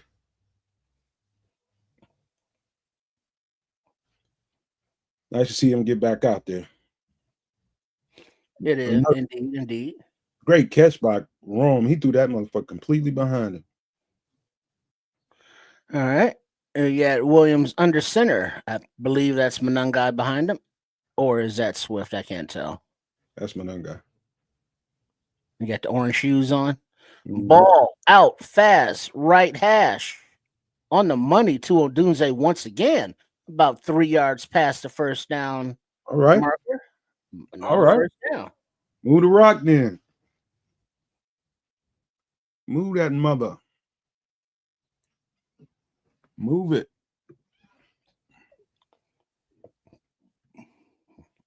Yeah, he should get nervous a little bit. Tomlin, he's finding a quick rhythm, and that's what I was hoping for. Let's keep it going. Get him in the groove. Get into the groove. And the shotgun is Williams. Let's see, white shoes on the running back, so I guess that's Swift. I don't know. No, that's Cole Kmet. Okay. All right, quick to DJ Moore out to the right side. He gets about 7 yards before he's banged out of bounds. All right. Rhythm throws, Minnie Stark. He needed a rhythm.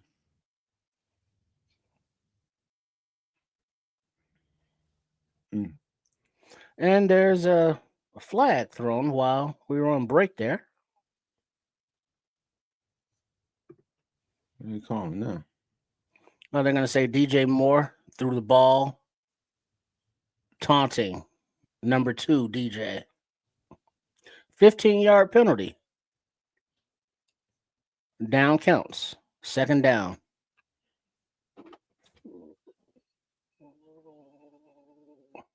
Unsportsmanlike. One more of those and he's disqualified. People out there talking too much shit. Well, no, he kind of tossed the ball to him. Dude was giving him the business.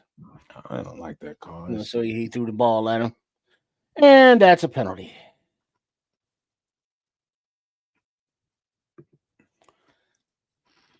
So now it's 2nd and 20. From the 39-yard line. And the shotgun, Williams back to pass. Dumps it off a little screen to the left side to DeAndre Swift. And he gets about 15 yards. Third down and 5-ish. Nice execution on that play. Call it 14 yards. Got him out there in them blocks, boy. That's a nice job. And then, screen. Nice play call. Nice execution as well. All right, 3rd and 6. All right, Swift with the white shoes on in the backfield next to Caleb.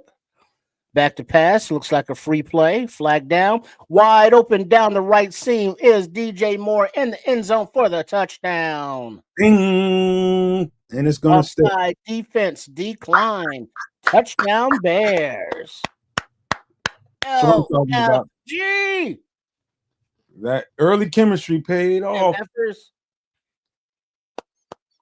All right, there we go. Kids just missed the good shit. Fucking around up there, eating beans and rice and shit. Yeah, it looks like Rome was the decoy, leaving DJ uncovered. They flat out missed that coverage, whoever that is in the slot. And the snap, hold, kick is good for the PAT. And that brings the score, Chicago 24, Pittsburgh 21 with... Way to make up for that shit, DJ. 8:29 remaining in the third quarter. Let's go. Way to make up for that shit, DJ. That's what's up. Hell yeah, Larry. All right. I feel a whole lot better. That brew just going to stay in the refrigerator if we continue this. Cheers. Really, I'm waiting for my girlfriend to get the hell out of here. Uh-oh.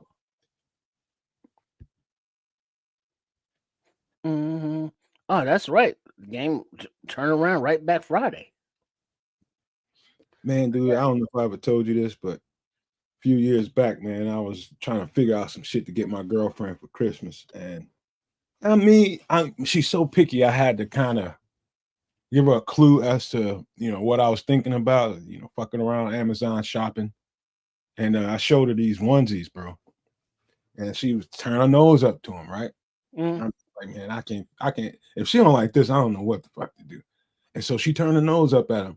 Me being the stubborn ass that I am, I buy them anyway. I bought 2 or 3 of them. Man, dude, and this is about 3, maybe 4 years ago. Dude, I've been buying fucking onesies for Christmas every year since. She got about 12 of them, bro. Be wearing the shit out of those. During this time of year, oh yeah, man, she lives in those motherfuckers. Yeah, because it's it's a nice weight to them. And it keeps you warm, but not too hot. And, it's like, yeah. And it's like, see, thought you wasn't gonna like it. Man, and they're cute on her too. Grown ass woman in pajamas like that is kind of cute. All righty now. I don't know where this conversation is going. Yeah, man. You can get them with some Velcro on the business side of it. Oh my. And the little flap. Yeah, you gotta be. Hey, I'm just saying, man. A little Velcro flap. Easy access, baby. You even got to take that thing off. Just leave it on. How'd you like that TD, kids? Did you see it? I've seen nothing. I'm now back here looking at this score, going, how the hell did we get into the lead? DJ Moore. Yeah, Rome cleared it out for him. DJ was wide open, and Caleb found him in the end zone. Which means we stopped them on the first drive, came back and scored, and now we're ahead. I love it. We got a ball game. All right, Santos kicks the ensuing kickoff away, and it looks like it's caught and returning up the right sidelines are the Steelers.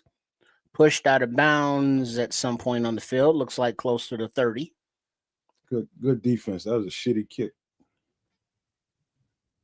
Yeah, I don't know what's up with these camera angles. Yeah, when the ball comes out, less than 2 seconds on target, 2.14 seconds on target. I don't know who's out there talking about trading DJ Moore. What? They need to calm that shit down. Settle. All right. First and 10 are the Steelers from approximately the 27 or so yard line, 26-ish.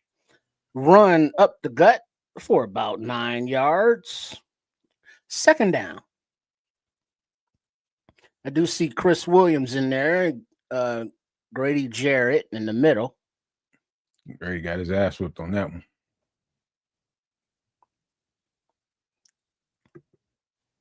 Haven't heard much from Javon today. They doubling him. All right, little run to the right are the Steelers, but they are corralled before they can get back to the line of scrimmage. Looks like Shoyinka. JTS and Amen. Amen. Cryan Shoyinka Agbambimiga combined for that tackle. Yeah, say that 3 times fast. Like some goddamn Chinese food. You want fortune cookie? All right, 3rd down and 2. Let's go defense. In the shotgun are the Steelers. Motion, back to pass, waiting, a little outlet to the left, but he is tackled behind the line of scrimmage by number 48 and number 35, mostly 38, DeMarco Jackson. Hell yeah, DeMarco. 4th down. Get Hell yeah, DeMarco. DeMarco Jackson. Hell yeah, he broke on that motherfucker. I mean, he broke on it. Yeah, that was just fun. See ball, get ball. Bro. Let's go, D. Way to play that. He had his eye. He's peeking in the backfield the whole time. That's that man-to-man conversation in the locker room. Like, hey, man. And the punts away from the Steelers. I had to do some things to get you on this team, boy. You better show me something. Let's come away with at least 3 here. At least 3. All right. I might be wrong. I might be wrong, STL Bear boy. He might be right. I'll take it on the chops if you are. Whew. How we feeling, No Maniacs? Are we used to the stress level that this Ben Johnson coached Bears team is putting us through this season?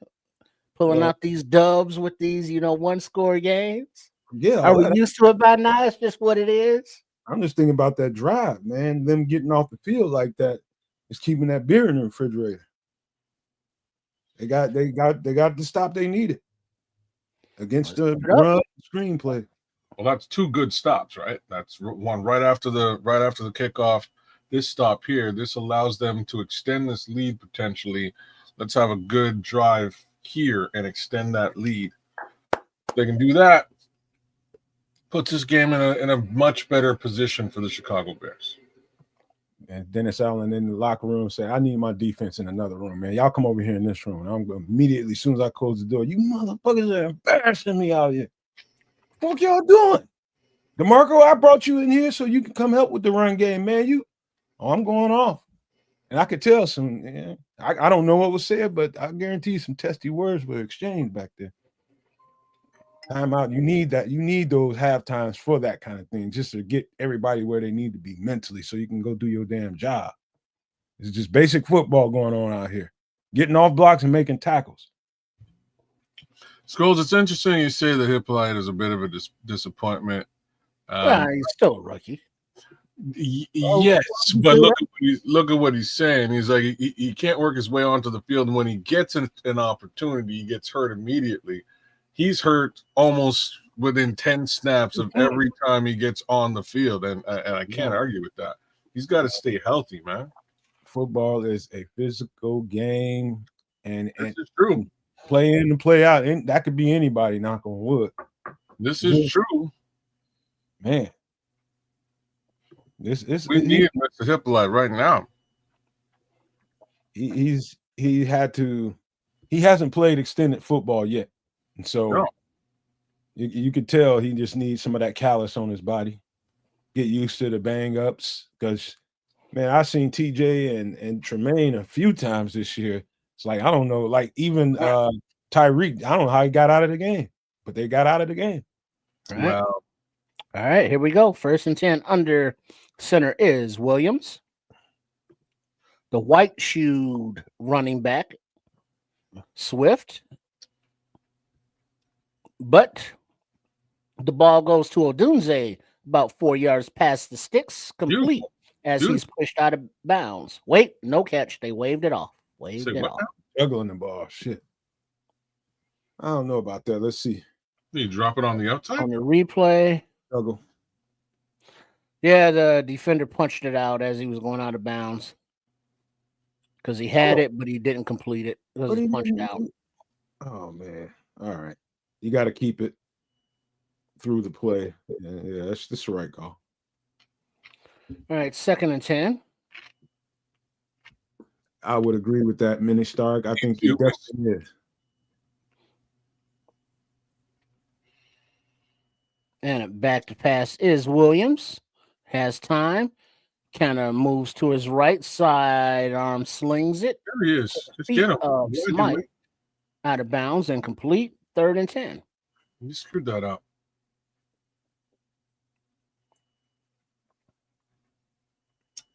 Smythe was open there for a quick, easy check down, couple of yards, moves change.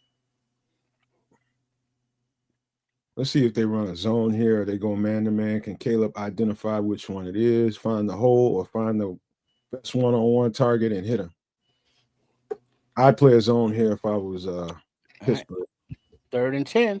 And the shotgun is Williams running back to his left, back to pass. Ball is away down the middle, and it is caught to DJ Moore. And as he's rolled past the sticks for a 1st down. Oh, check that. Just short. They're going to call him just short. Ass down. They keep the offense on the field. Keep going. Mm-hmm. So it's marked at 36. 2 tears in a bucket. Mother.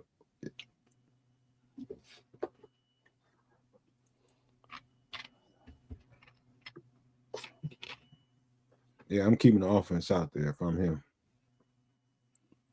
Moi aussi.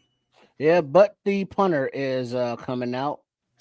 You know, they're kind of deep in their own territory. Yeah, you got away with one the first time. I ain't mad at that. Oh, you punting? I ain't mad if he is. I probably would have left the offense. Yeah, they're punting. I mean, they're at the 36-yard line. Yeah. I can make a case for either. All right, the ball is away and caught it like the 20-yard line, returned up the left side lines, and he's pushed out of bounds at about the 35, where Pittsburgh will take over with 5 minutes and 8 seconds remaining in the 3rd quarter. Bears 24, Pittsburgh 21. Very surprised at that call. They backed up in their own territory. You got the lead. You want to protect it. Yeah, you want to extend it. Protecting it ain't going to, not like the way this defense has been playing, ain't going to help. But in the meantime, what's coming up Tuesday? Hello, this is Chef Trips. Please join us on the last Wednesday of every month on the Nomad Network for the show Some Extra Sauce for my live cooking segment, MFer in the Kitchen, where we make inexpensive but tasty foods that will be beautiful. And I look forward to seeing you there. And my correction, that is Wednesday at 8 p.m. Central. We have some extra sauce where we cover all kinds of Chicago Bears news and anything going on and related to the Chicago Bears, plus a whole bunch of other stuff. We'll have a live chef in the kitchen cooking up something dedicated to a Canadian, I guess. Cheers to that. Hopefully it's good. Trips, you muted. Yeah, I was over here smacking. Oh. Will it be maple infused? Any idea? Will it be maple infused? I do not know because I only got the clues that Chef Trips gave me. Okay. All right. and that was not one of them. Hmm. Now, I'm not saying that it's not. It could be, Could be. but I do not know. I'm interested.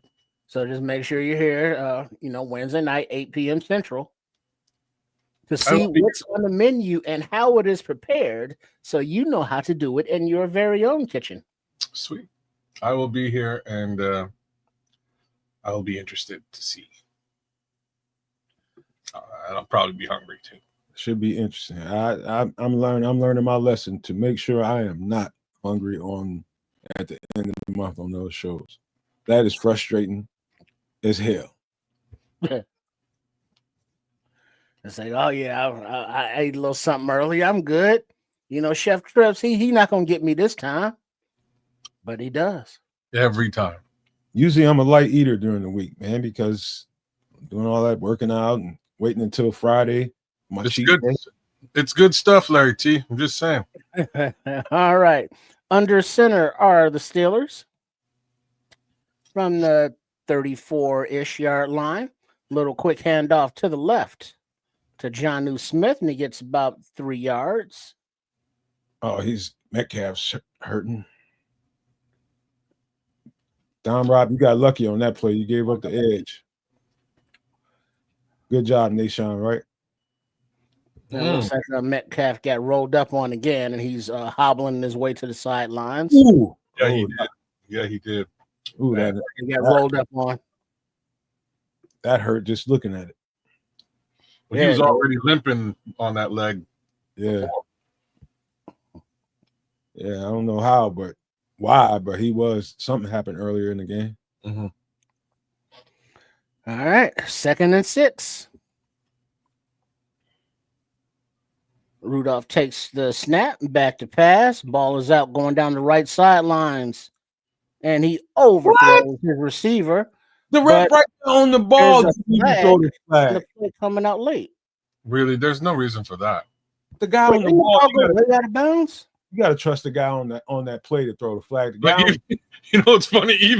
Even the wide receiver was like, "That's a BS, bro." Man, pass interference. There's a ref right there on top of that play who did not throw that flag. Well, it's a flag. There it is. Well, he is pulling. Well, yeah, he's got a I didn't even see that, but he's got one. Yeah, that's that. Yeah, he's got it all. And it's a good thing he did. He's probably gonna bump his head on the goalpost. Yeah, it was an overthrow because he was being interfered with and held back by the jersey.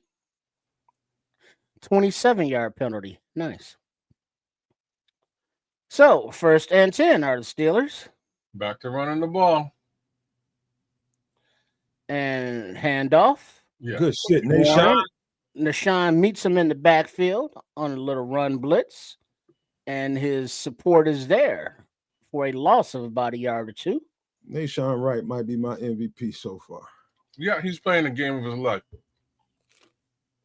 Big game. I'm give him some respect. That's what I'm talking about, Scrolls. He's playing his ass off. He is. Right now, he's playing the best football anybody else on the team individually. All right. Get him! And ball came out. Get it. Ball. Oh, Javon trying to pick that goddamn thing up. Bears are saying they have it. Oh, man. I think Bears got it. Bears ball. Montez.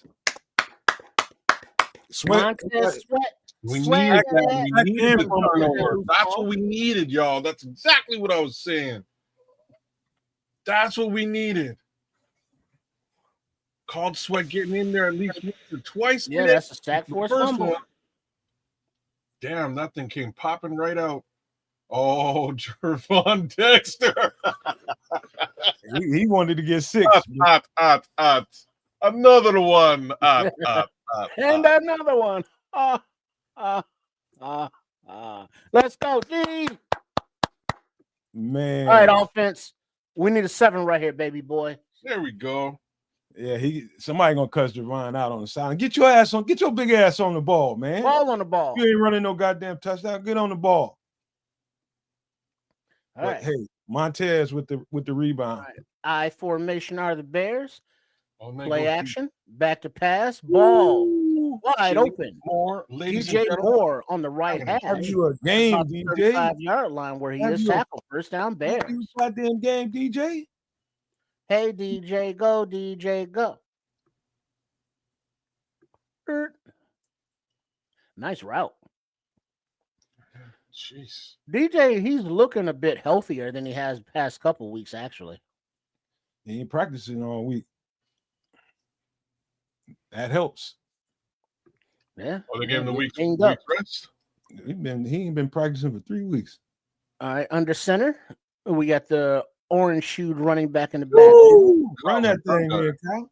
Kyle Manunga. We need Kyle Manunga to go ham right now. That's what we need. Second down. No way. He got no 224 yards receiving. Who? DJ. No, he doesn't. 224? No. That seems like 224 Caleb Williams total. No. Oh, okay. DJ Moore, 64 yards, 2 TDs. All right, back to pass is Williams. Ball is offline. Incomplete. 3rd and 2 to Odunze was the intended target. I don't know, man. Rome looked like he probably could have caught that one. Starkey is Mr. Kyle Manunga. He got the juice. Yeah, he likes himself some Kyle Manunga. So do I, though. Right on, Bishop. Bishop, where you see him at? Juice. Huh? I got you. And the handoff up the middle. 3rd and 2. Manunga is driving, pushing. Looks like he stopped just short of the line to gain. Not because Jonah Jackson wasn't trying to pull his ass. Is Jonah back in there? Or is it still? Yeah, Jonah came back in. Okay. Yeah, I'm going for it. Wait, check that. Far side official had him behind, but they're repositioning it and they're calling it a first down. Oh, yeah, Jonah Jackson. He did. He did. First down, 1st and 10. Jonah, go ahead and challenge that shit if you want to, because you're gonna lose it. I want you to challenge here. All right. Under center is Williams. Manunga in the backfield takes the play action. Williams to the right and tosses it to Did you bring it in? Come Durham Smythe, and he catches it at the 20. About a 4-yard pickup. About 5 yards. Caleb is getting a rhythm right now, and that's exactly the right time to be getting it too. Kyle Manunga whiffed on that block, though. He'll have that. Didn't make much difference, but yeah, he was going the other direction. All right, under center is Williams. Manunga in the backfield takes the handoff, makes a nice little cut, makes a man miss. He gets past the first down marker by about 6 yards to move to 6 again. First down, Bears. Good ball security, man, because they was after that ball there. Now it should be Kyle Manunga time, man. Mm-hmm. And we see that he's earning the trust of the coaching staff, getting the reps that he is now. We know Minister Charles, man. We know you've been on him. But Starkey is like, I think that's his son or something out there. That's a Bear Snuggie onesie. kind of dope, actually. Gun is Williams. Little handoff to Manunga. Picks his way to the right side. And he gets down to about the 2.5 yard line. 5-yard pickup. I'm asking y'all a question. Who does he remind you of when he runs the ball? Manunga? Mm-hmm. Anybody? Marion Barber. Who? Marion Barber. Okay.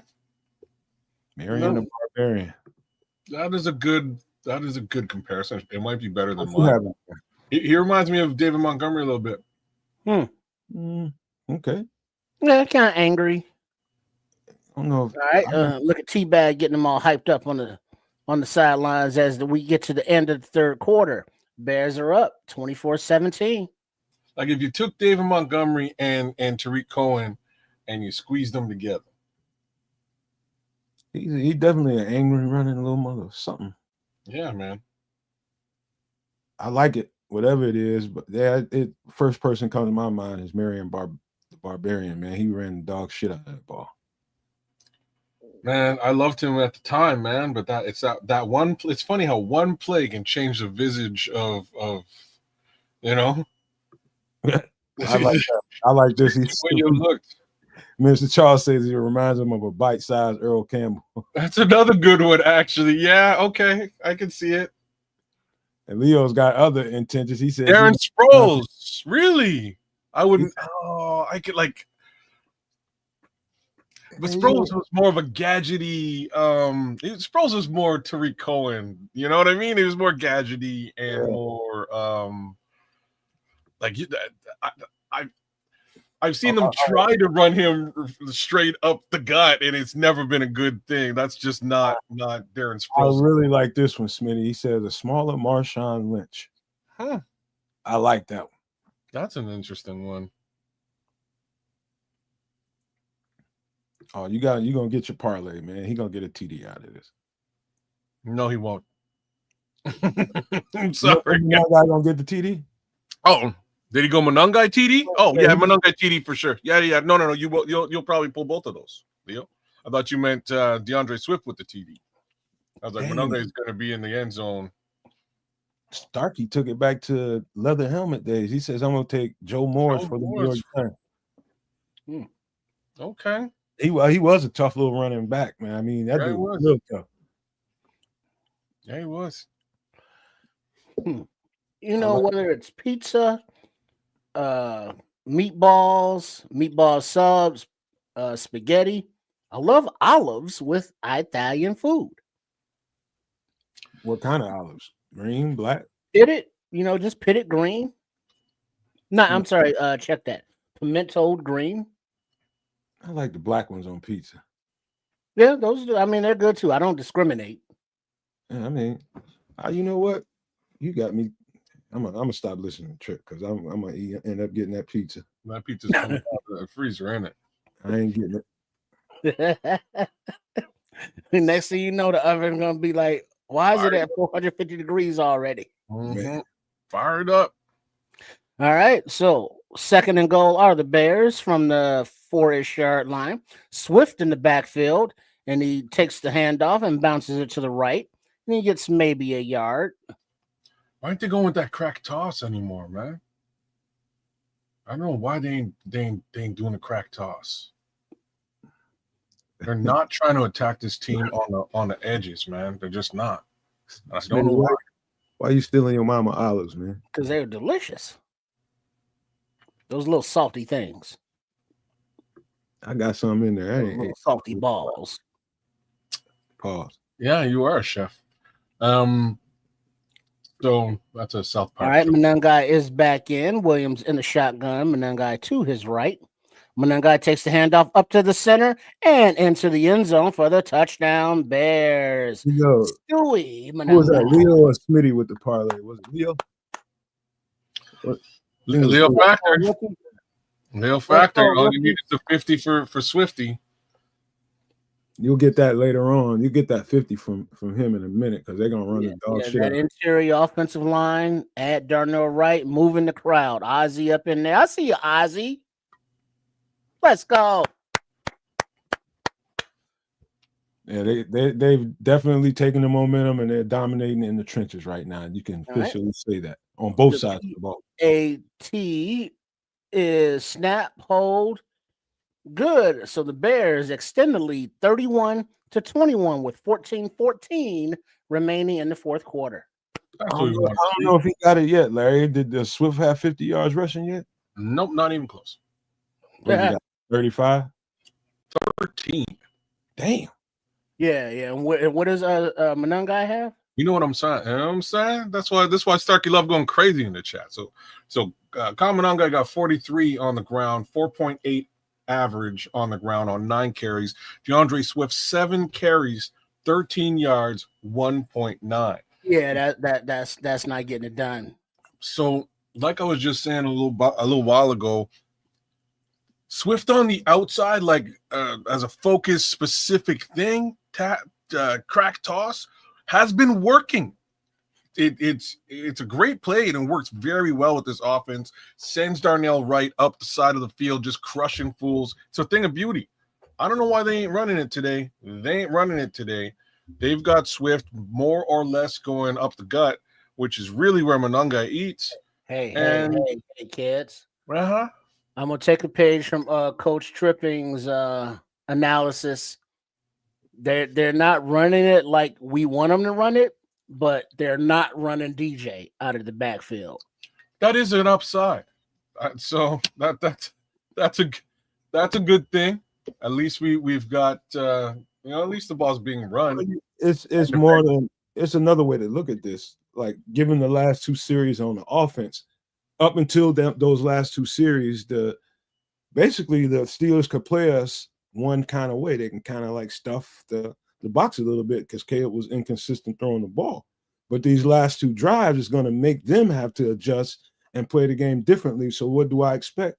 I expect them to see some running lanes early in this next series on offense, and whoever the back is probably going to be able to make some hay.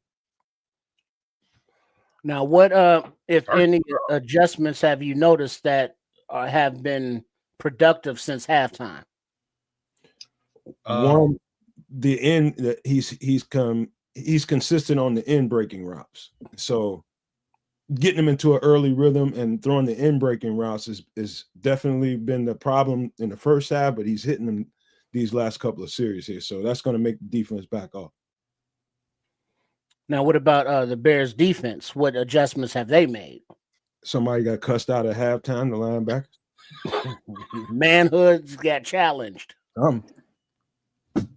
They went after them dudes because they had a different intensity coming out in the second half. I saw it right away with who was an extra linebacker, and that's Jaquan Brisker. He came out testy. I saw McLeod come out testy. The defense had a heart-to-heart. People got cussed at. Right. Punched. Who knows? Well, the Steelers are returning the kick to about the 27-yard line where he spun down, and that's where they will take over. So a little heads up from Starkey Love saying Giants are up 17 over the Lions, and the Lions are at home. This is a great little story to hear. That is totally insane, but I got a good reason why that's happening. Two of their key offensive linemen are out, and they can't run the ball very well. Quick pass over across the middle for a gain of about 8 to Jonnu Smith, 7-yard gain. Second down and 3.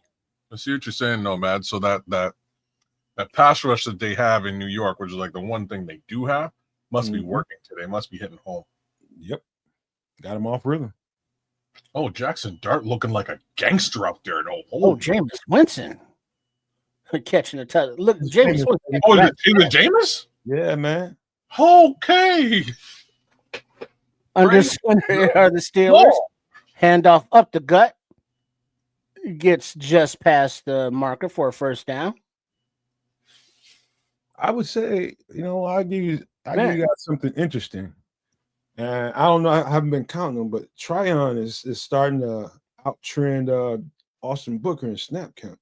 All right. Snap. Pass to the outlet receiver underneath for about 2-yard gain to Metcalf, who's back in the game. Oh, yeah, they playing a little faster now, baby. Well, 12:57 and ticking. All right, back to the line of scrimmage in the shotgun, running back to the left. They're both out there. You realize that, huh? Ball is once again dumped off to the outlet. Looks like the same play, but this one's a gain for about a 1-yard gain, 1.5. DeMarco Jackson's having a great second half. Now we're getting into 4-down territory right here, D. Let's go. Shout out to Leo. Re-upping for us, man. Thank you, Leo, man. We love you, bro. Big up, Leo. Big up. All right, 3rd and 5.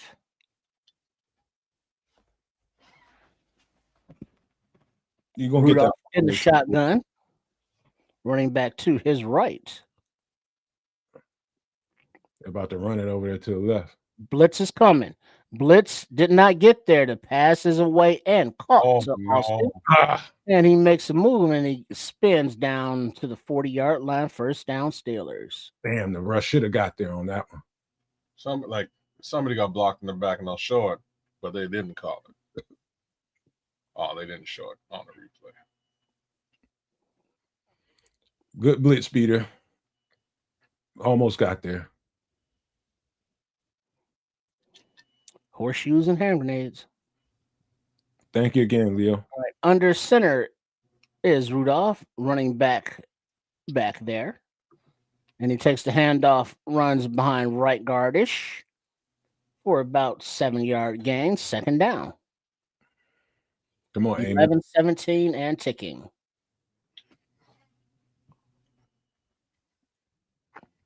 And they're in a hurry up, so they're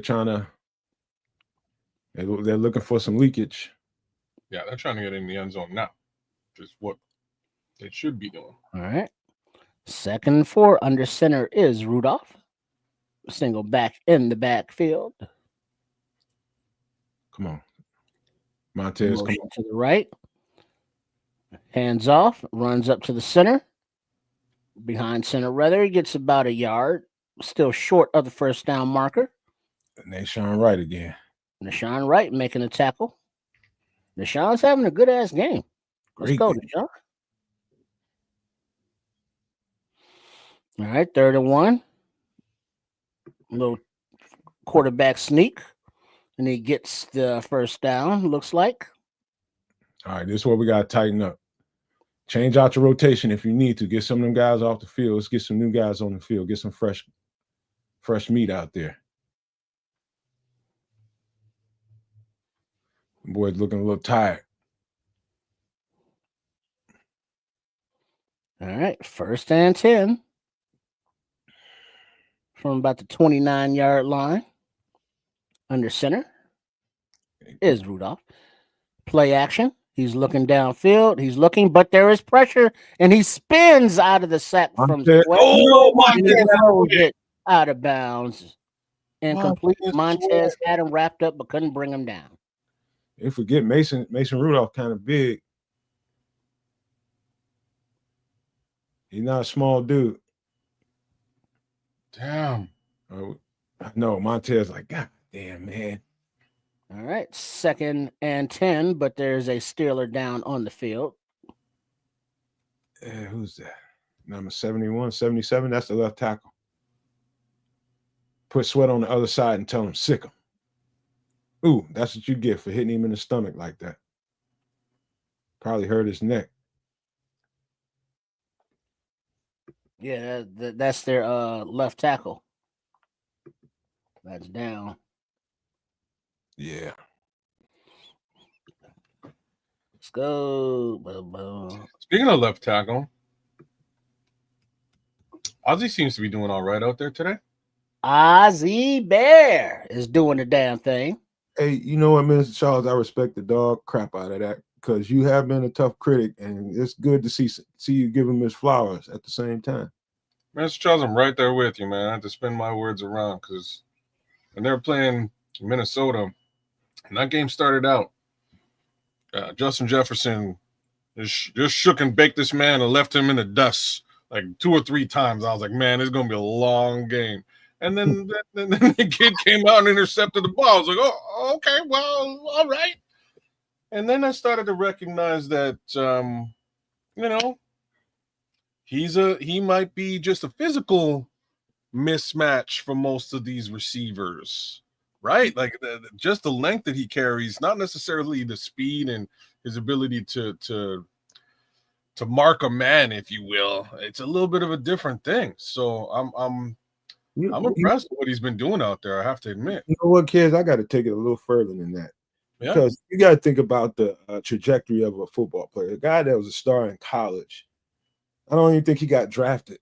He comes into the league. He's on everybody's scrap heap practice squad, and sometimes not even that. And the whole time he had in Dallas, he had Al Harris keeping his confidence up, constantly working with him, being a mentor to him.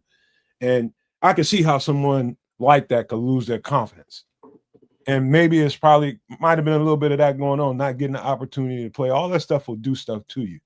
And then finally he gets his chance to play, not only play, become a starter. And I think his confidence has gained. He's just gaining more and more confidence as the season goes on.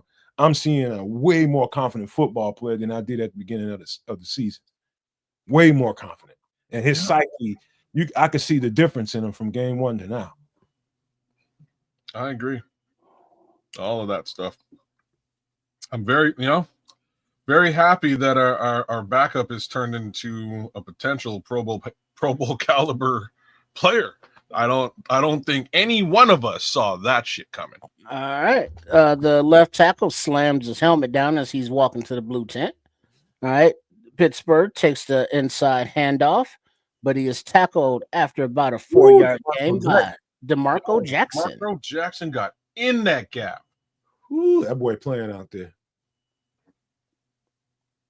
All right. No huddle are the Steelers. 3rd down and 7. Back to pass is Rudolph. Pass is away to incomplete receiver, but their bodies all over the field out there. Right. Probably they got jammed. Yeah, there's Nashawn Wright pass interference. Really? Yeah, he tripped him up. Yeah, they got legs caught up. That probably should have been a no call there.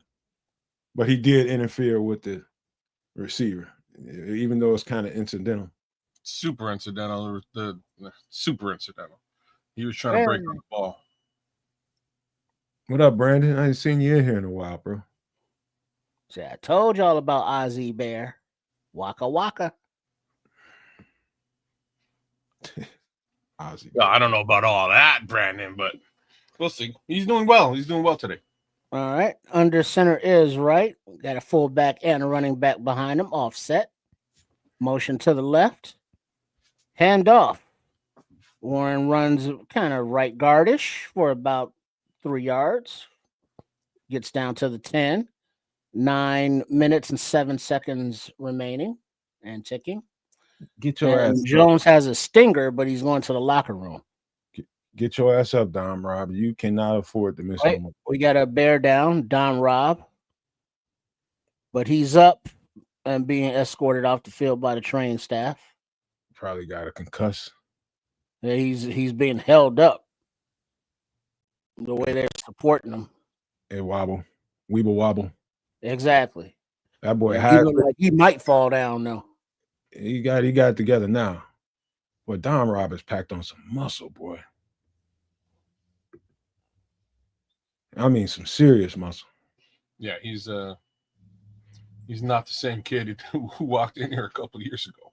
It's sure enough nice to see him come about, man, after all the time and resources spent on him. Yeah. All right. 2nd and 6. Shotgun are the Steelers, running back to the right. Bears show blitz, back out of it. The ball is out. Little outlet to the left. Ooh, it should have been a hold-in. And is a yard short of the sticks. Grady Jarrett got dragged to the ground. Who did? Grady Jarrett. That should have been a sack, at least a hold-in. They ain't calling shit up in there. All right, Steelers back at the line. 3rd and 1. Under center is Rudolph. A little quarterback sneak to the left. And he looks. Got it. Yep, we got it. 1st down, Steelers at about the 4-yard line. Maybe he didn't. Grady got knocked 5 yards off the ball and still got in there on that play. I don't know how he did that. That's just sheer determination. Y'all see that motherfucker get knocked 5 yards off the ball? No, I missed it.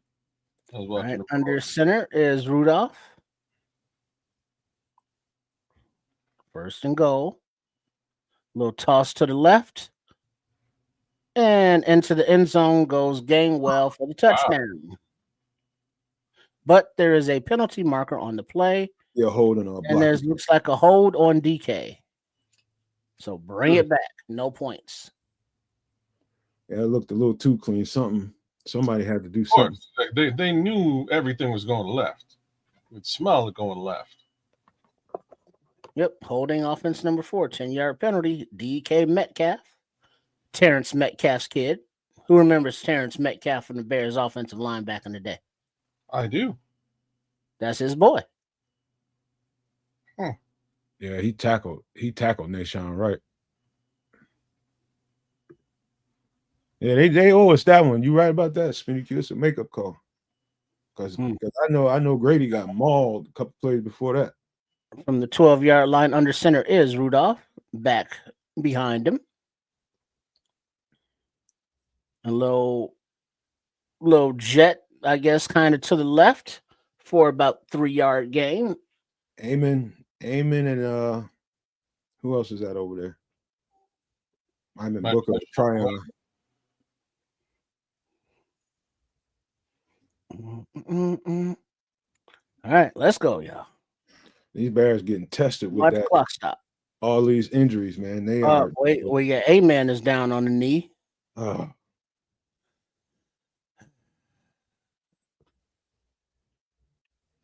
Pretty soon, Scrolls, I might have to hurry up and go put on a uniform. You might have to get to the stadium, man. Oh man, the way these linebackers are going, man. Somebody needs to show up. Come on now. And he went ahead and sat back down. They literally might have. Well, I know we got Carl. What's his name? Carl Jones. Carl's Jr. Yeah, we'll take him. He's fast as shit and can tackle. I mean, that's probably where they don't want to be, but I'm confident in him. I got confidence in him. Either that or my phone gonna start ringing. Damn, man. Did anybody? What was Hippolyte's injury? Was it a concussion? I have no idea. I don't think anybody said. Didn't look like a concussion, man.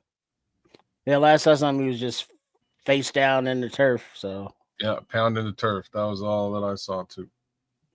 Yep. Carl's Jr. is coming in.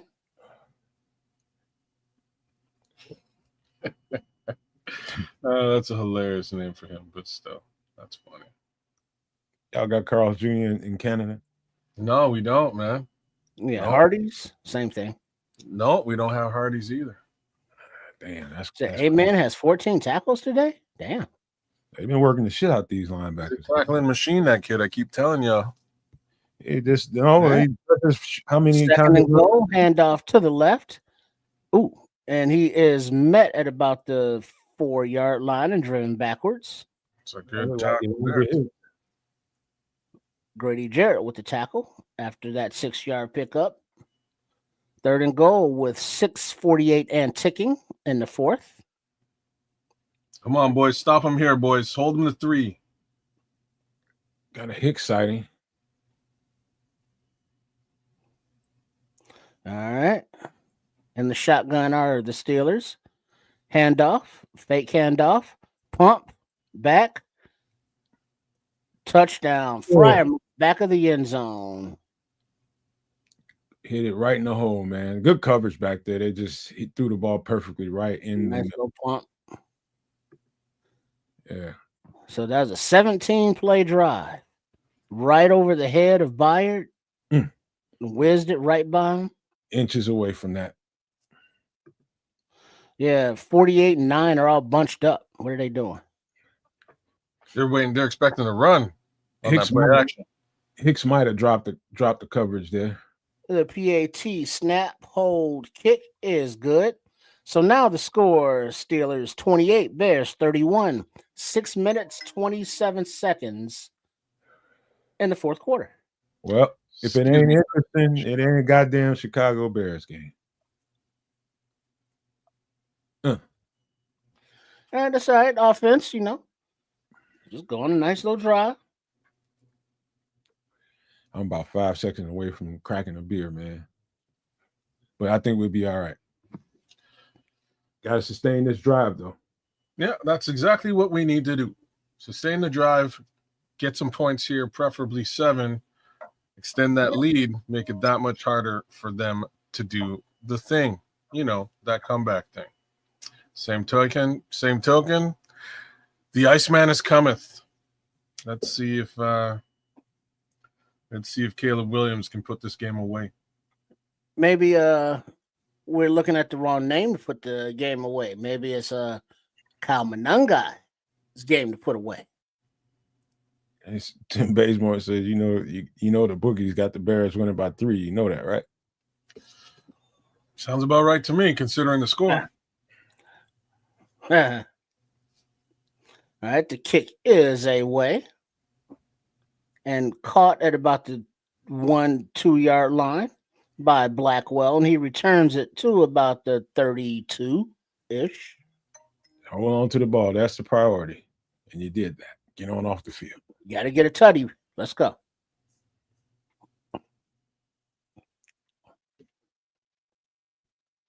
All right, Bobby Drake. Do that Right. thing. We need some. Yeah, get in your Zen moment, Caleb. All right. As Caleb is getting into his zone, as he's in the shotgun, looks like Swift in the game to his right. White shoes. I love Swift in late games. Play action, back to pass, ball is away. Incomplete to Odunze. Oh, wrong. Who looks like he was there. That's a catchable situation, no? He's looking for pass interference. Yeah, Rome was there. Somebody's there. Look at that wide open. Was that Burton? That was to Burton.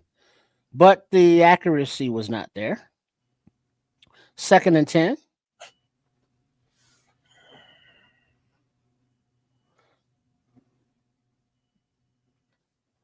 Handoff.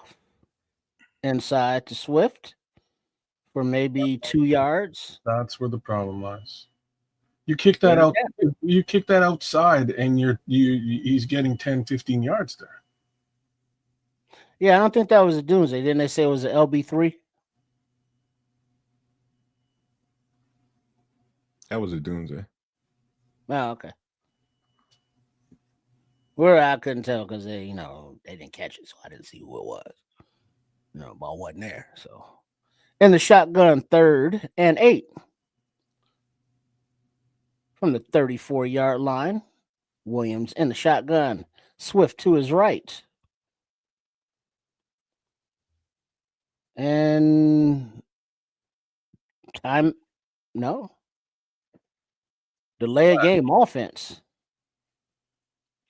5-yard penalty. He probably going to get cussed at. Getting cussed at. 5:30 on the clock. You got to come on, man.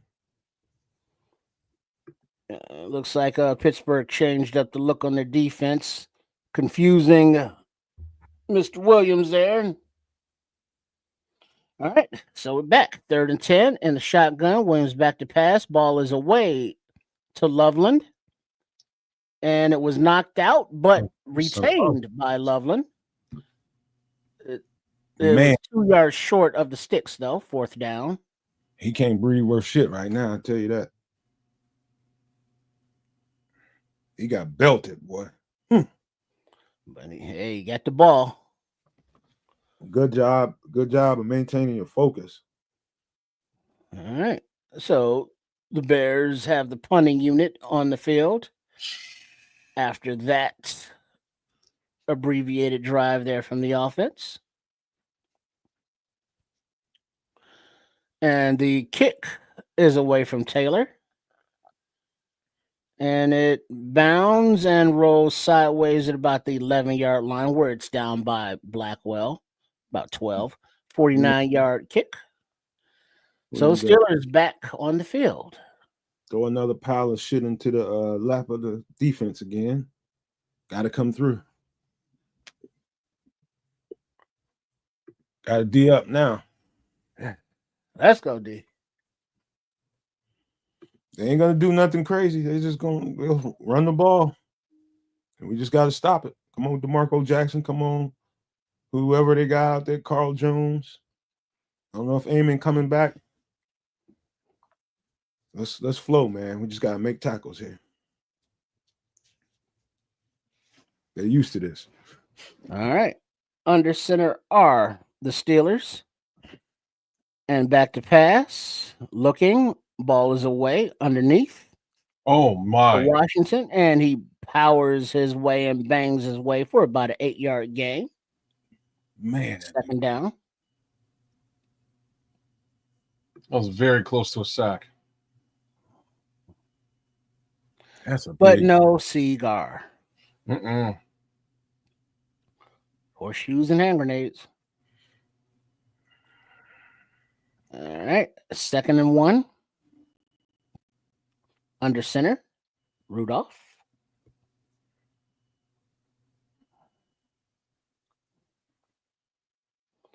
A little toss to the left. And he gets right to the sticks, maybe just a bit short. He's short unless the referee wants to be a jerk, but Tryon Shorinka with the tackle. JTS. All right, I think it's officially time to go get that cold one. Be right back. All right, 3rd down, 3:20 and counting. All right, D, come on, let's go. The Steelers are in the shotgun, inside handoff, and he powers for about a yard gain, 2-yard gain, 1st down.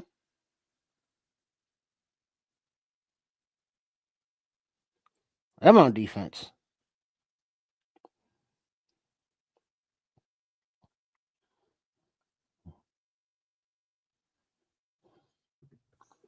All right, and the shotgun. Back to the left of the quarterback. Looking to pass. Ball is away. Underneath for about a 6-7 yard gain. Clock still ticking after a 6-yard gain. Don't get nervous, y'all. Don't get nervous. Be all right.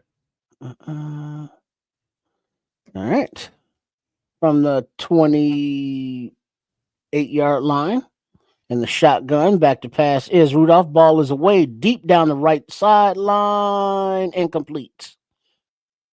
Overthrown everybody and out of bounds. Good coverage there by McLeod. 3rd and 4. They had to try you. Watch out for the screen game. Watch out for the tight ends.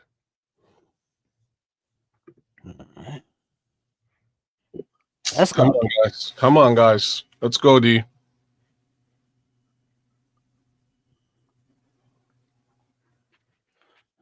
All right, 3rd and 4. And the shotgun. Flag down. Dancing in the pocket. Steps up. He's running for the 1st down. Plus, and slides across the 50. Oh, God. Hey. Flag. Let's see. Hold it. Bring it on back. Somebody got held there. Yep. Holding on the offense. I guarantee it.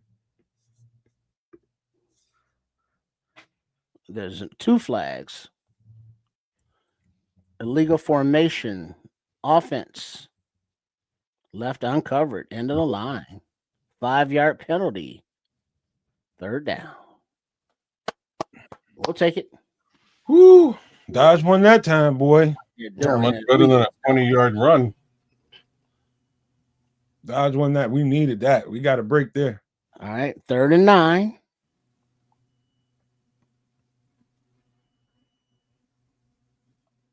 Nashawn Wright, make a play right here. Either that, they're going after Nick. Okay, here we go. Play action. Back to pass. Ball is away, but it looks like it's deflected at the line. Incomplete. Yeah. 4th and 9. That would have been a pick. Jaquan would have been a pick that. Looks like Grady Jarrett may have gotten a paw on it. Get him off the field, Grady. They probably need to go for it. Oh, yeah, it's 4th and 9. It's 2:01 left in the game. You got to go for it, right? Nope. They are punting. And using timeouts, huh? They got all 3 of them, so I guess. Yeah, 2:01 on the clock. So by the time the 2-minute warning kicks off, it'll be a little bit under 2 minutes. Punt is away from the Steelers. Only need a couple of first Duvernay calls fair catch, gets out of the way. The ball bounces about the 45-yard line, down at the 44, where the Bears will take over. 33-yard net field goal, 1:53 on the clock. Let's go. You're gonna need a couple first downs here and get this motherfucker. First downs. That's it. Real good. 8-3, good to me. They probably won't put him out there, man. They're gonna go with the veteran. Just being honest. Over who? They probably go with the veteran running back. Oh, I would in this situation.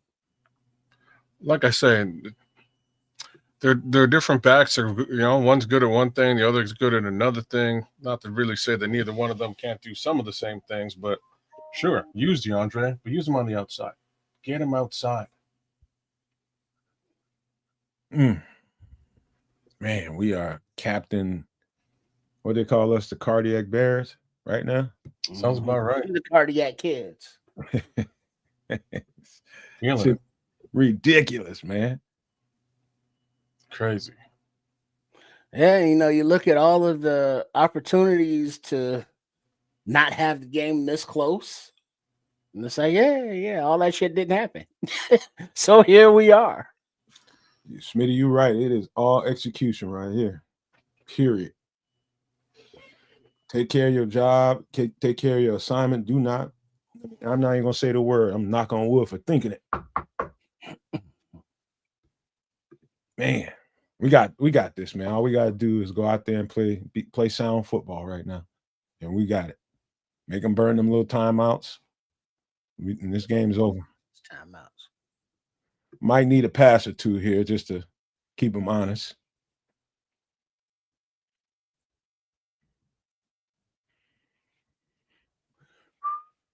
Oh boy, there's some tight ass games, man. I'd say go to Colston. He's been money so far. He's having a good game. Pretty decent. Almost just shy of DJ Moore's performance today. So 5 targets for Moore, 64 yards, 12-yard average, 2 touchdowns. Colston Loveland, 4 targets, 49 yards, 12.3 average, 1 touchdown. What if they torch him on a go route to DJ to end the game? That would be great. Well, we're about to find out because Williams is under center from, the 44-ish yard line. Hand off to Monangai, who's in the games. And he's met right at the line of scrimmage. Burn one. About a half-yard gain. Timeout taken. 1:47 on the clock. 2 timeouts remaining for the Steelers. I think they're going to run it one more time. Make sure they use that timeout. Then throw it on third down. I'd go play action here. Being impressive. They need to make them burn that timeout. Because truth is, they need another possession and they need to score. Mm-hmm. So make them burn that goddamn timeout. You run it. Give him a little run pass option, maybe. All right. Under center is Williams. Monangai in the backfield. Little pitch to Monangai to the left. And he kind of slips. Oh, there was a cutback line of scrimmage. If he didn't slip, there's a cutback there. Yeah, there was. Yeah, he had a lane, but he slipped. So See, timeout. 1:42 on the clock. Now you got to make them. You got to throw the ball to here. So either one way or another, we're gonna either get a first down or that clock gonna get stopped, and they're gonna get another possession. One of the two. I say go to Colston here. You've been Colston or DJ right here. Yeah, like I say, you get a first down here, that ends the game because Pittsburgh only has 1 timeout remaining, 1:42 on the clock. Bears are in a shotgun. Monangai to the left of Williams. Zacchaeus motion all the way out to the right.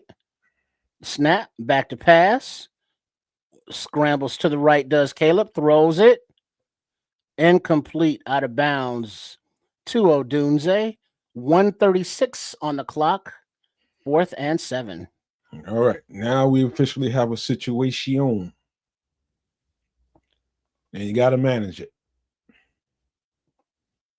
How do you manage this? This is what we call sudden death scenario in our defense. It's mainly just knowing your checks and maintaining your depth of your coverage. You're gonna probably give up a couple yards, and then you're gonna get in a tighter defense. So it's gonna be loose at first. Then it's gonna tighten up if they get a couple, maybe a first down or two. But this is in the game scenario stuff.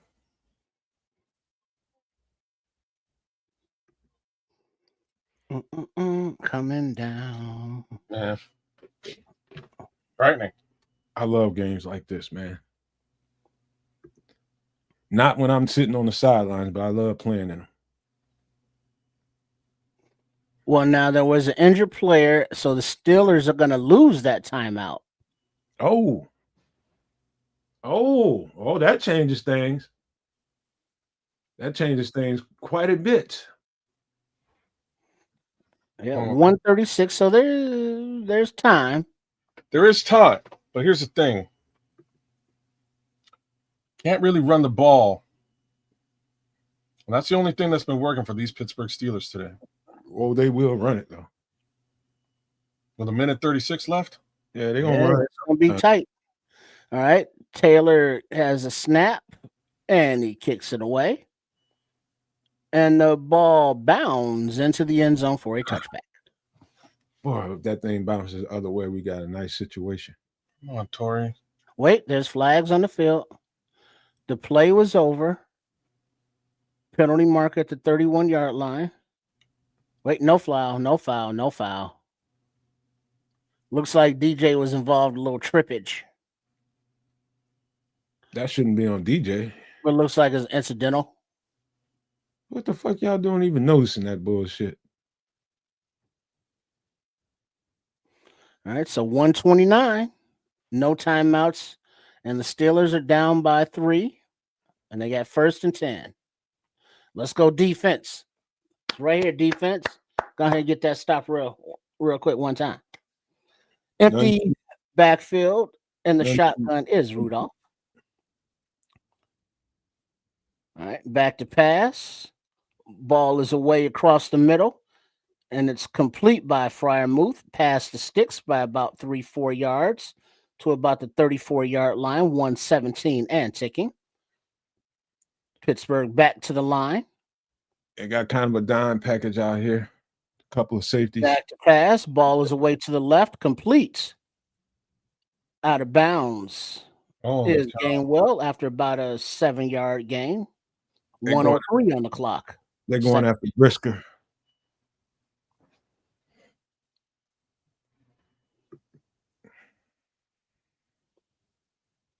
All right, and the shotgun running back to the right, back to pass. Ball's away to the left.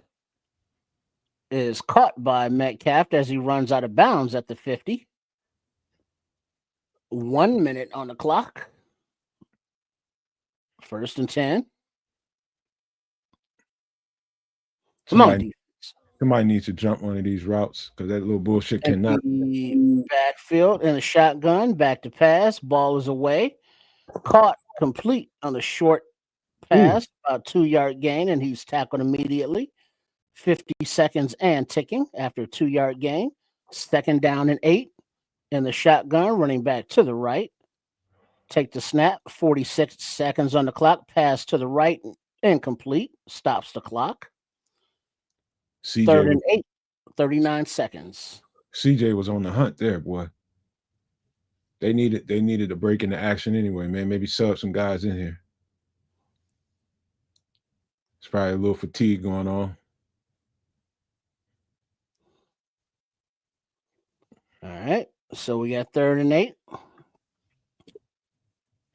Empty backfield, and the shotgun is Rudolph. Snap. Passes away to the left. It is complete, but after a 2-yard gain, and he is tackled immediately. Yeah, Nashawn. 28 seconds and ticking. Nothing deep. In the shotgun. Snap. Passes out to the left. And it's tipped at the line of scrimmage. Incomplete. Oh, yeah. That's it. That's it. Bears defense takes a stand. Game time. Quanny B, I see you. That should be good. First and 10 Bears. Game time. He got up. He got a paw on it. Game time. Way to get in that passing lane, Quan. They stayed in. They stayed with. They ran with the entire series. They ran with 3 safeties. Jaquan, Chicago. Beep, beep. Bayer. That's a good when you light on linebackers, man. I think that's a great game plan right there, and it paid off.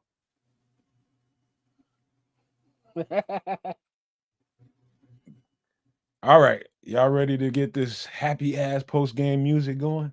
Yeah, let's get it going. All right, give me a second, man. Dead mouse again. Bears win. That feels good. Woo.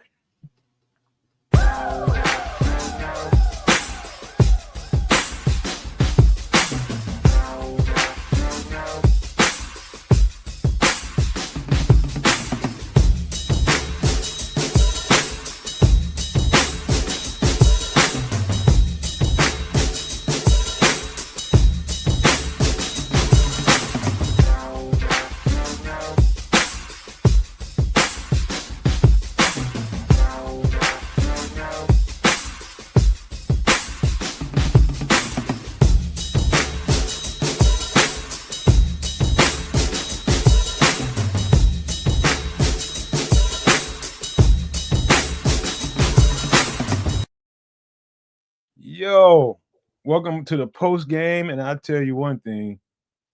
That music definitely sounds better when we just get a win, man. I swear to God, it does. That was a nail biter right there, man. But we have built a reputation now that, hey, man, I don't like putting this pressure on the defense like that, man. But they keep coming through when they need to. The Bears keep finding ways to win, and now we are 8-3. Let me shut up and just pass it on over to Mr. Home Run In up here at the top left. Yeah, I'm fighting the itis. You know how we do. But this team, despite the adversity, the resilience, the competitive nature, the picking up of teammates after mistakes, and just coming down to crunch time and not wavering and not bending and just doing what needs to be done to pull out the dubs.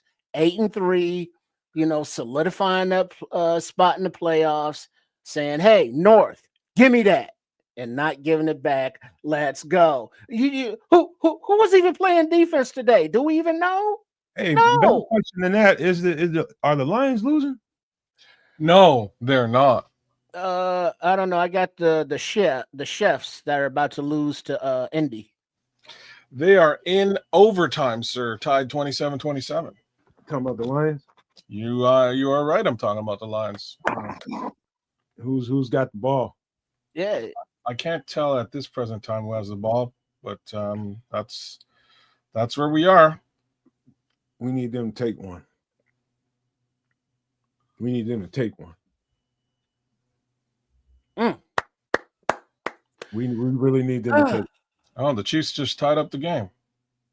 I'm about to watch that. Now you just told me.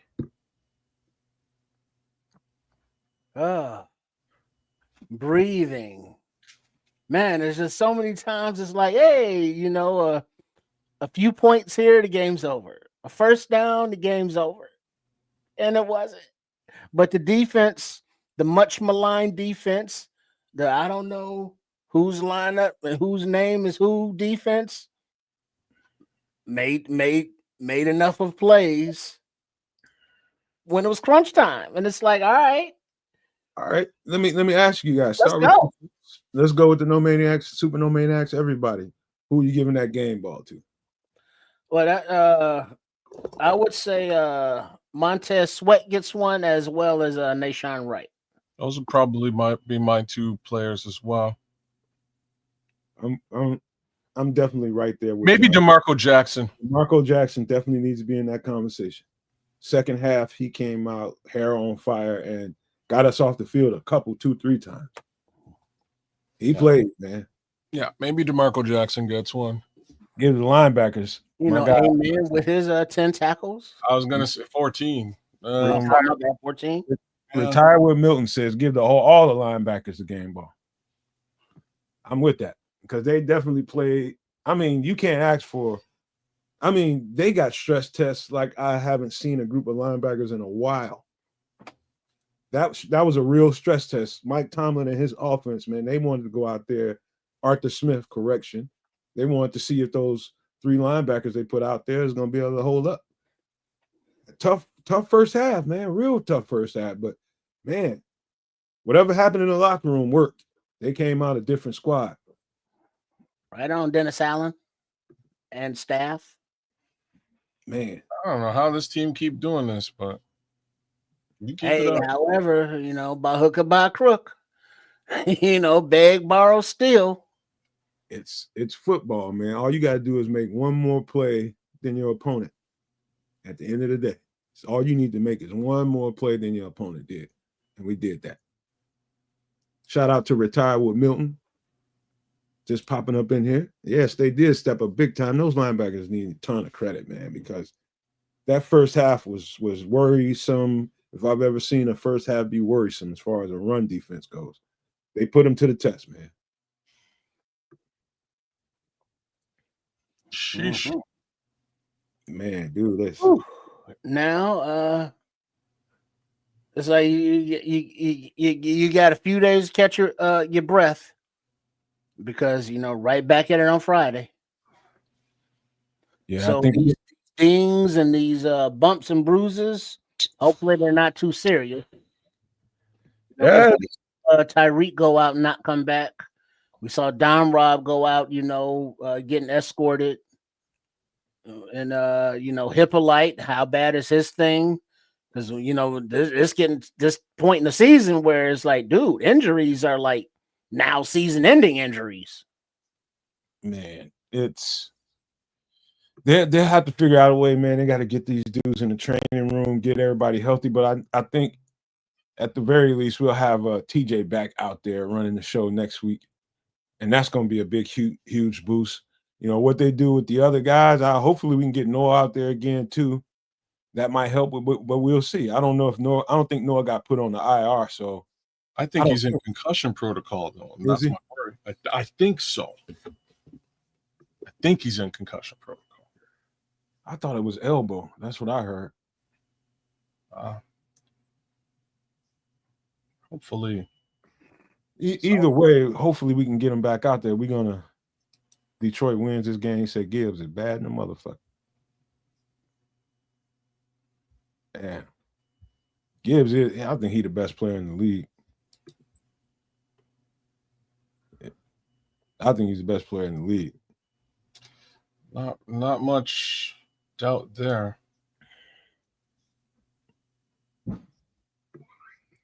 Holy shit. Y'all must be watching football, man. I'm actually trying to get a parlay in for the second half of this day here. If I can trying to put some money on the table. Yeah, I like I mean. I couldn't do it earlier in the day, and it had nothing to do with time. It had everything to do with I was not sure with some of these matchups what was going to go down. Like I just was not sure. This particular game, I was like, you know what? The more people I hear aren't playing for the Chicago Bears, the less I can, the less likely I am to place a parlay on this football game, man. I gotta just watch and see what happens. That wouldn't have been smart, man. I wouldn't touch this game with a 10-foot pole. Man, sheesh. You know what I mean? Oh, Aaron Rodgers isn't playing. All right, I'll bet. Oh, but guess what? Nobody on your defense is playing. Oh, what? Oh, man. Yeah, man. I was a little bit worried about today's football game, man. I think they won many start. And looking at I'm not a stat guy, but Caleb Williams, 19 for 35, 239 yards, 3 TDs, no INTs, but 1 sack and fumble for that touchdown. So it wasn't his best game, but it wasn't like horrible. So despite, I mean, right? It's not that. I mean, you look at those numbers. Is that good? Is that bad? I don't know. I watched the game and he was kind of like, man. I don't know why you think that, Scrolls. He says we have very little chance of winning in Philly, so this was a much needed win. Hey, Man, any given Sunday or Friday in this case. Philly is gettable, bro. I'm just telling you right now, any given game, if let's just say if we can bottle up that running back of theirs, we got a real good chance to win that game. Well, from what I've seen all season, Philly hasn't been, running away with games, blowing away teams. They're getting dubs like we are, but they having to eke them out.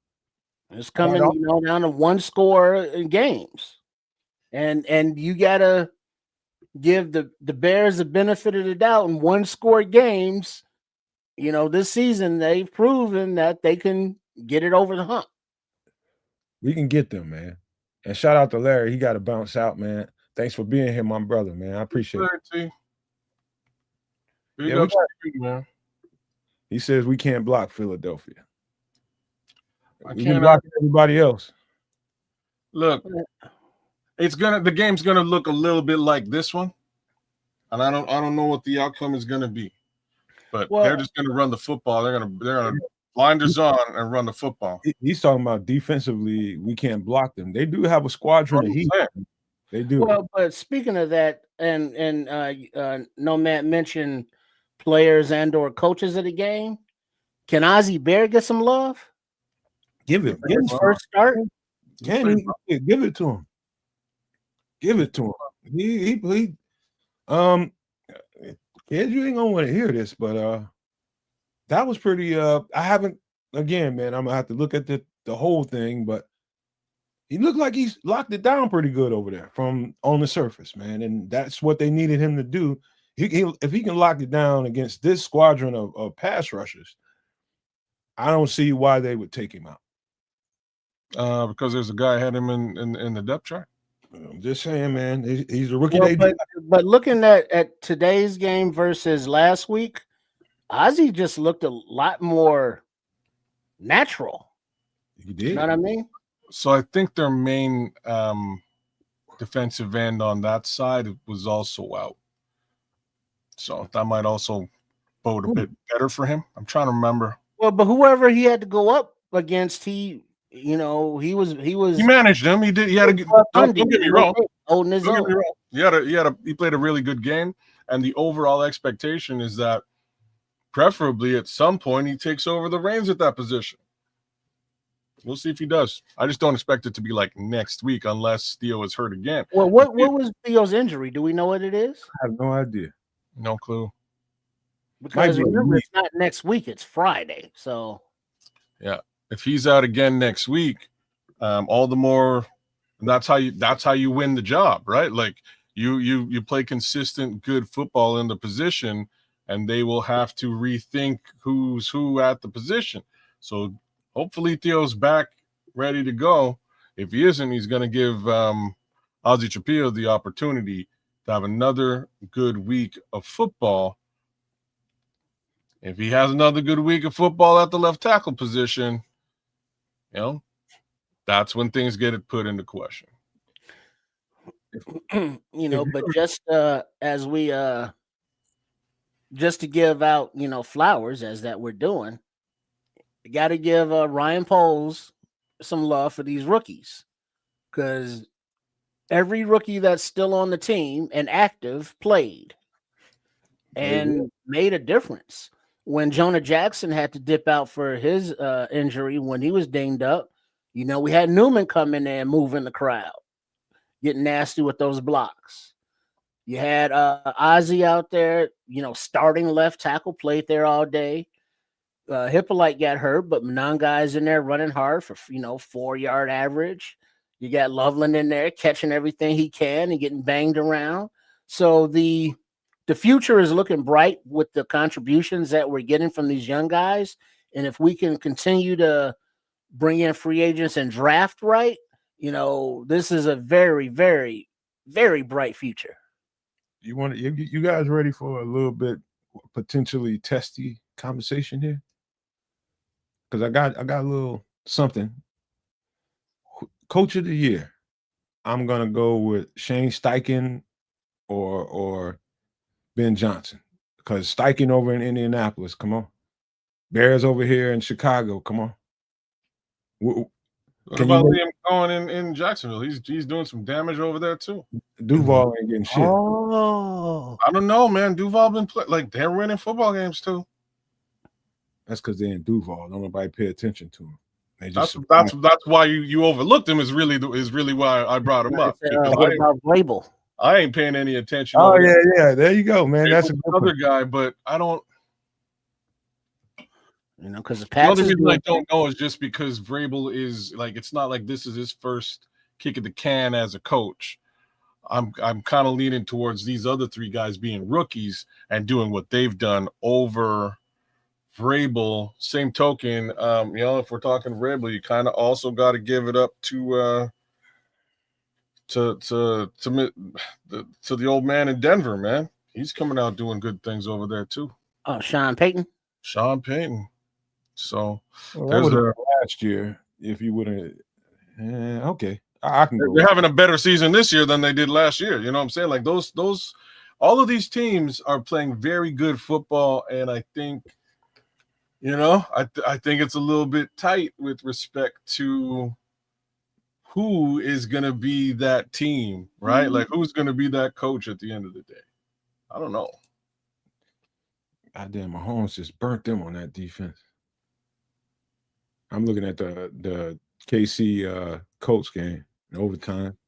Yeah, he stepped up in the pocket, just slung it out there. I agree with that, Scrolls. Sean Payton is a horrible human being. I definitely sock him. Oh, you're just talking about that whole bounty gate? Is that where you're at? No, the way he's been treating Russell Wilson just for no reason, just taking little pot shots at him. All that going on too. You worried about Russell Wilson? No, I ain't worried about nothing. He just some of the things you do, man. It's a certain class level you need to have as a coach, man. You're just taking little cheap shots at people. I don't like that type of shit because now it forces the person that he's taking the shots at. Now you got to either be a professional or we'll kick him in the nuts. And I don't like, man. That's unprofessional, man. I don't like the cat, man. I don't know if I like Russell Wilson, and like you know what I mean. Like I gotta be real. What he do to you, man? It's not like personal. I'm just the way that he sort of came into Denver was weird. My boy got his own office and stuff, and he's kind of talking. They had to let him do that. It ain't like you pay somebody that he had it in his contract. You pay somebody that kind of level. They get to write different things into the contract. The player or the person that drew up the contract and accepted the terms. No, but follow me now. I'm not sure if any of that was like helpful to the team dynamic, right? Like I think it was much more of a situation where he wanted to be looked at and respected as a leader, and everybody was like, "Are you a leader though?"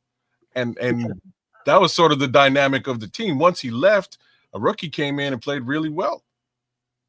I'm like Scrolls, man. He is a certain level of respect, and you got to take your hat off to Russell Wilson for not going there with him. Well, takes a certain kind of human being, man. You know what kind of human being that is? Somebody that's humble. No, somebody who's paid out the nose and don't give a shit. Like Russell Wilson was. As to what happened, Russell Wilson was making like $30 million. He played for free for the Steelers. Russell Wilson has the kind of status and the kind of, I guess, the kind of background and everything that he's built for himself. You don't want to sully that he can probably go and win governor of Washington or something like that, man. He's got that kind of reputation. Why blow it because somebody want to be dirty? You don't have to get down on this level. Well, yeah, I agree with all that as well. Like you definitely don't want to get down on his level at all, but it helps. It helps you to not be petty when like money's falling out the bank. You know what I'm saying? Like that kind of helps you not being a petty jerk. I mean that money was going to be in the bank regardless of how he responded to that. It's just that's part of where taken care of, man. That's part of where Sean screwed up, right? Like maybe not even screwed up, but that's like the fallout But hey, man, that's a fallout of the situation. Russell came in, he got major paid, didn't work out. Sean didn't like him. He's still major paid regardless as to what happened. Yeah, I'd be cool, like fire. Like yeah. if I'm at work, if I got a job and my severance package is like $30 million and they fire me, I'm cool with it. Hey, Ken, look at this. Fire me, please. Check out this perspective and this angle. You not only have to represent for yourself if you're Russell Wilson and your status, you also have a very, very high profile wife. High profile wife. You got young children you're bringing up. Both of them have children. She's got children before him, and you represent all of them. And so that status that you got right now, Russell Wilson is the kind of dude, I'm telling you, can go a long way in this life just by the fact that he stays out of the fray of most of that stuff. Yeah, no, he is he's like future politician type guy. Yeah, and that's Yeah, that's what I'm saying. Yeah, I'm agreeing with you. He's in my opinion, he is a future politician. I think he'll have a long tenure in that respect because he can say stuff. He could just go to Colorado and say, all I know Broncos is country and win. All I know is Sierra to be a badass first lady. I know that. I'd be like, damn. Yeah, man, she could do like little TikTok dances behind him when he's, you know what I mean? When he's going for shit. Why you gotta go there, man? That's just low. Because it's not low. She dances, and she's a badass dancer. We're gonna be doing all that in the White House, though, man. Come on now. Why not? Like, if that would, I think it would be dope. I bet, like, all y'all mark my words. 10 years from now, if Russell Wilson is vying for presidency, and she's back there doing like 1-2 step. Remember, Ked said some kind of funny shit at the end of a football game 10 years ago. You know what ain't gonna happen though, because Russell Wilson has the personality of a baked potato. That's why she's gonna be doing. This is what I'm saying. She's the personality. So if she's back there doing, you know what I mean, 1-2 step, you might actually win. You might actually win office, bro. I ain't fucking with you.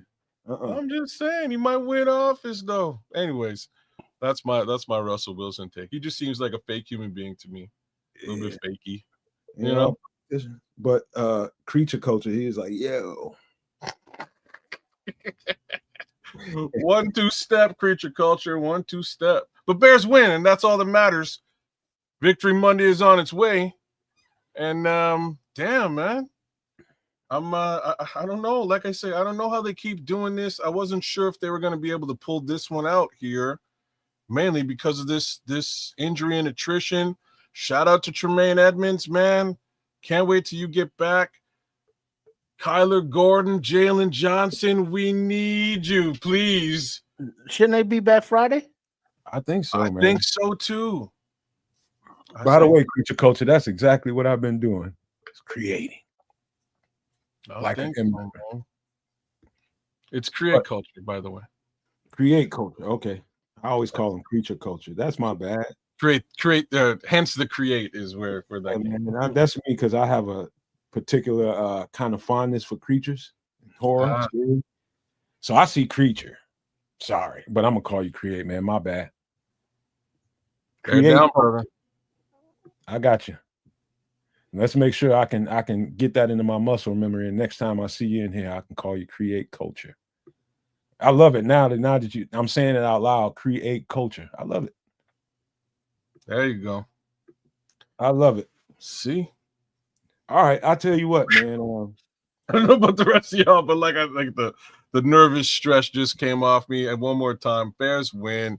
28 for the Steelers, 31 for the Bears. 8-3 Bears. Because I remember a conversation that we had before the season started. And it was like, I don't see why the Bears can't win 10, 11 games. And y'all was like, Trip, man, you tripping. Who said that? Give these kids a chance, opportunity to get together. Who said that? Yeah, had I'm damn sure I did. Like, so I will admit to this. I'm damn sure I will admit to this because one more time, this schedule, as presented at face value, was not anywhere near nice. And then we came up into situations where Aaron Rodgers is hurt. Joe Burrow ain't playing. You know what I mean? Lamar Jackson is hurt, but we fumbled that one.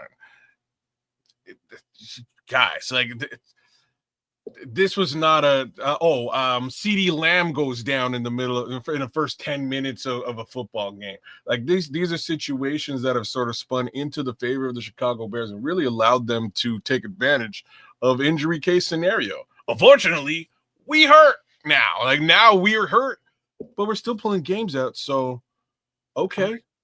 Kids, do me a favor. On the other side of this, help us out with a little house cleaning. Hello, this is Chef Trips. Please join us on the last Wednesday of every month on the Nomad Network for the show Some Extra Sauce for my live cooking segment, MFer in the Kitchen, where we make inexpensive but tasty foods that will be beautiful. And I look forward to seeing you there. All right, folks, come check us out on a Wednesday night, 8 p.m. Central, 9 p.m. Eastern, for some extra sauce. We will get down and dirty into some more Chicago Bears chat, as well as all kinds of other stuff. You name it, conspiracy theories, flying rocks in outer space, pigs in space. Maybe we'll have a Muppets throwback. In space. Always with me, man. That's my boy. That we'll be chefing it up for sure. The chef will be with us this week. There may be some drinks and other food to talk about. Doomsday preparations as well. All sorts of fun stuff, man. All sorts of fun stuff. But yeah, come check us out on a Wednesday. You guys will love it. Give us a like, share, subscribe. Again, we triple streamed it down tonight. We will triple stream it again next week. Give my man some love over at Sports Chicago Style, please. Him and the good chef. Give me some love at Kedza Canuck. Yeah, that guy, that gorgeous guy. I love that guy. Give that guy a little bit of love. Like, share, subscribe. Leave a comment as well and do the same. Oh, look at the young kids with a little bit more Jamaican flair. I love it. Get those baby kids, Herberts. This is great. We should slap some dreadlocks on him next time. Let's see what that does. But look, man, end of the day, one more time, Bears win right here at the Nomad Network, triple streaming it hard to feed the Bears. And these Bears been eating serious things this season. We were up 8-3, and hopefully we can keep this rocking and rolling, keep this going for another couple of weeks against these tough teams in our schedule. There's a couple more teams that we really need to prove and test the theory as to whether these Bears are playoff caliber or not. Right now, that theory looks pretty sound. Hopefully it continues on. So big ups and Bears down. Triple R, what do you got to say, bro? Yeah, big up to everybody. Thanks for tuning in for our live reaction as we are together to watch these cardiac kids pull out another one. Make sure, as Ked said, that you are subscribed to all the 3 networks for all of the fine content that we got coming out. And appreciate all the support. And Wednesday back with extra sauce, and then the next game is Friday. Right. Black Friday. So let's go, LFG. So Chicago Hospital Bears is what we should call them now.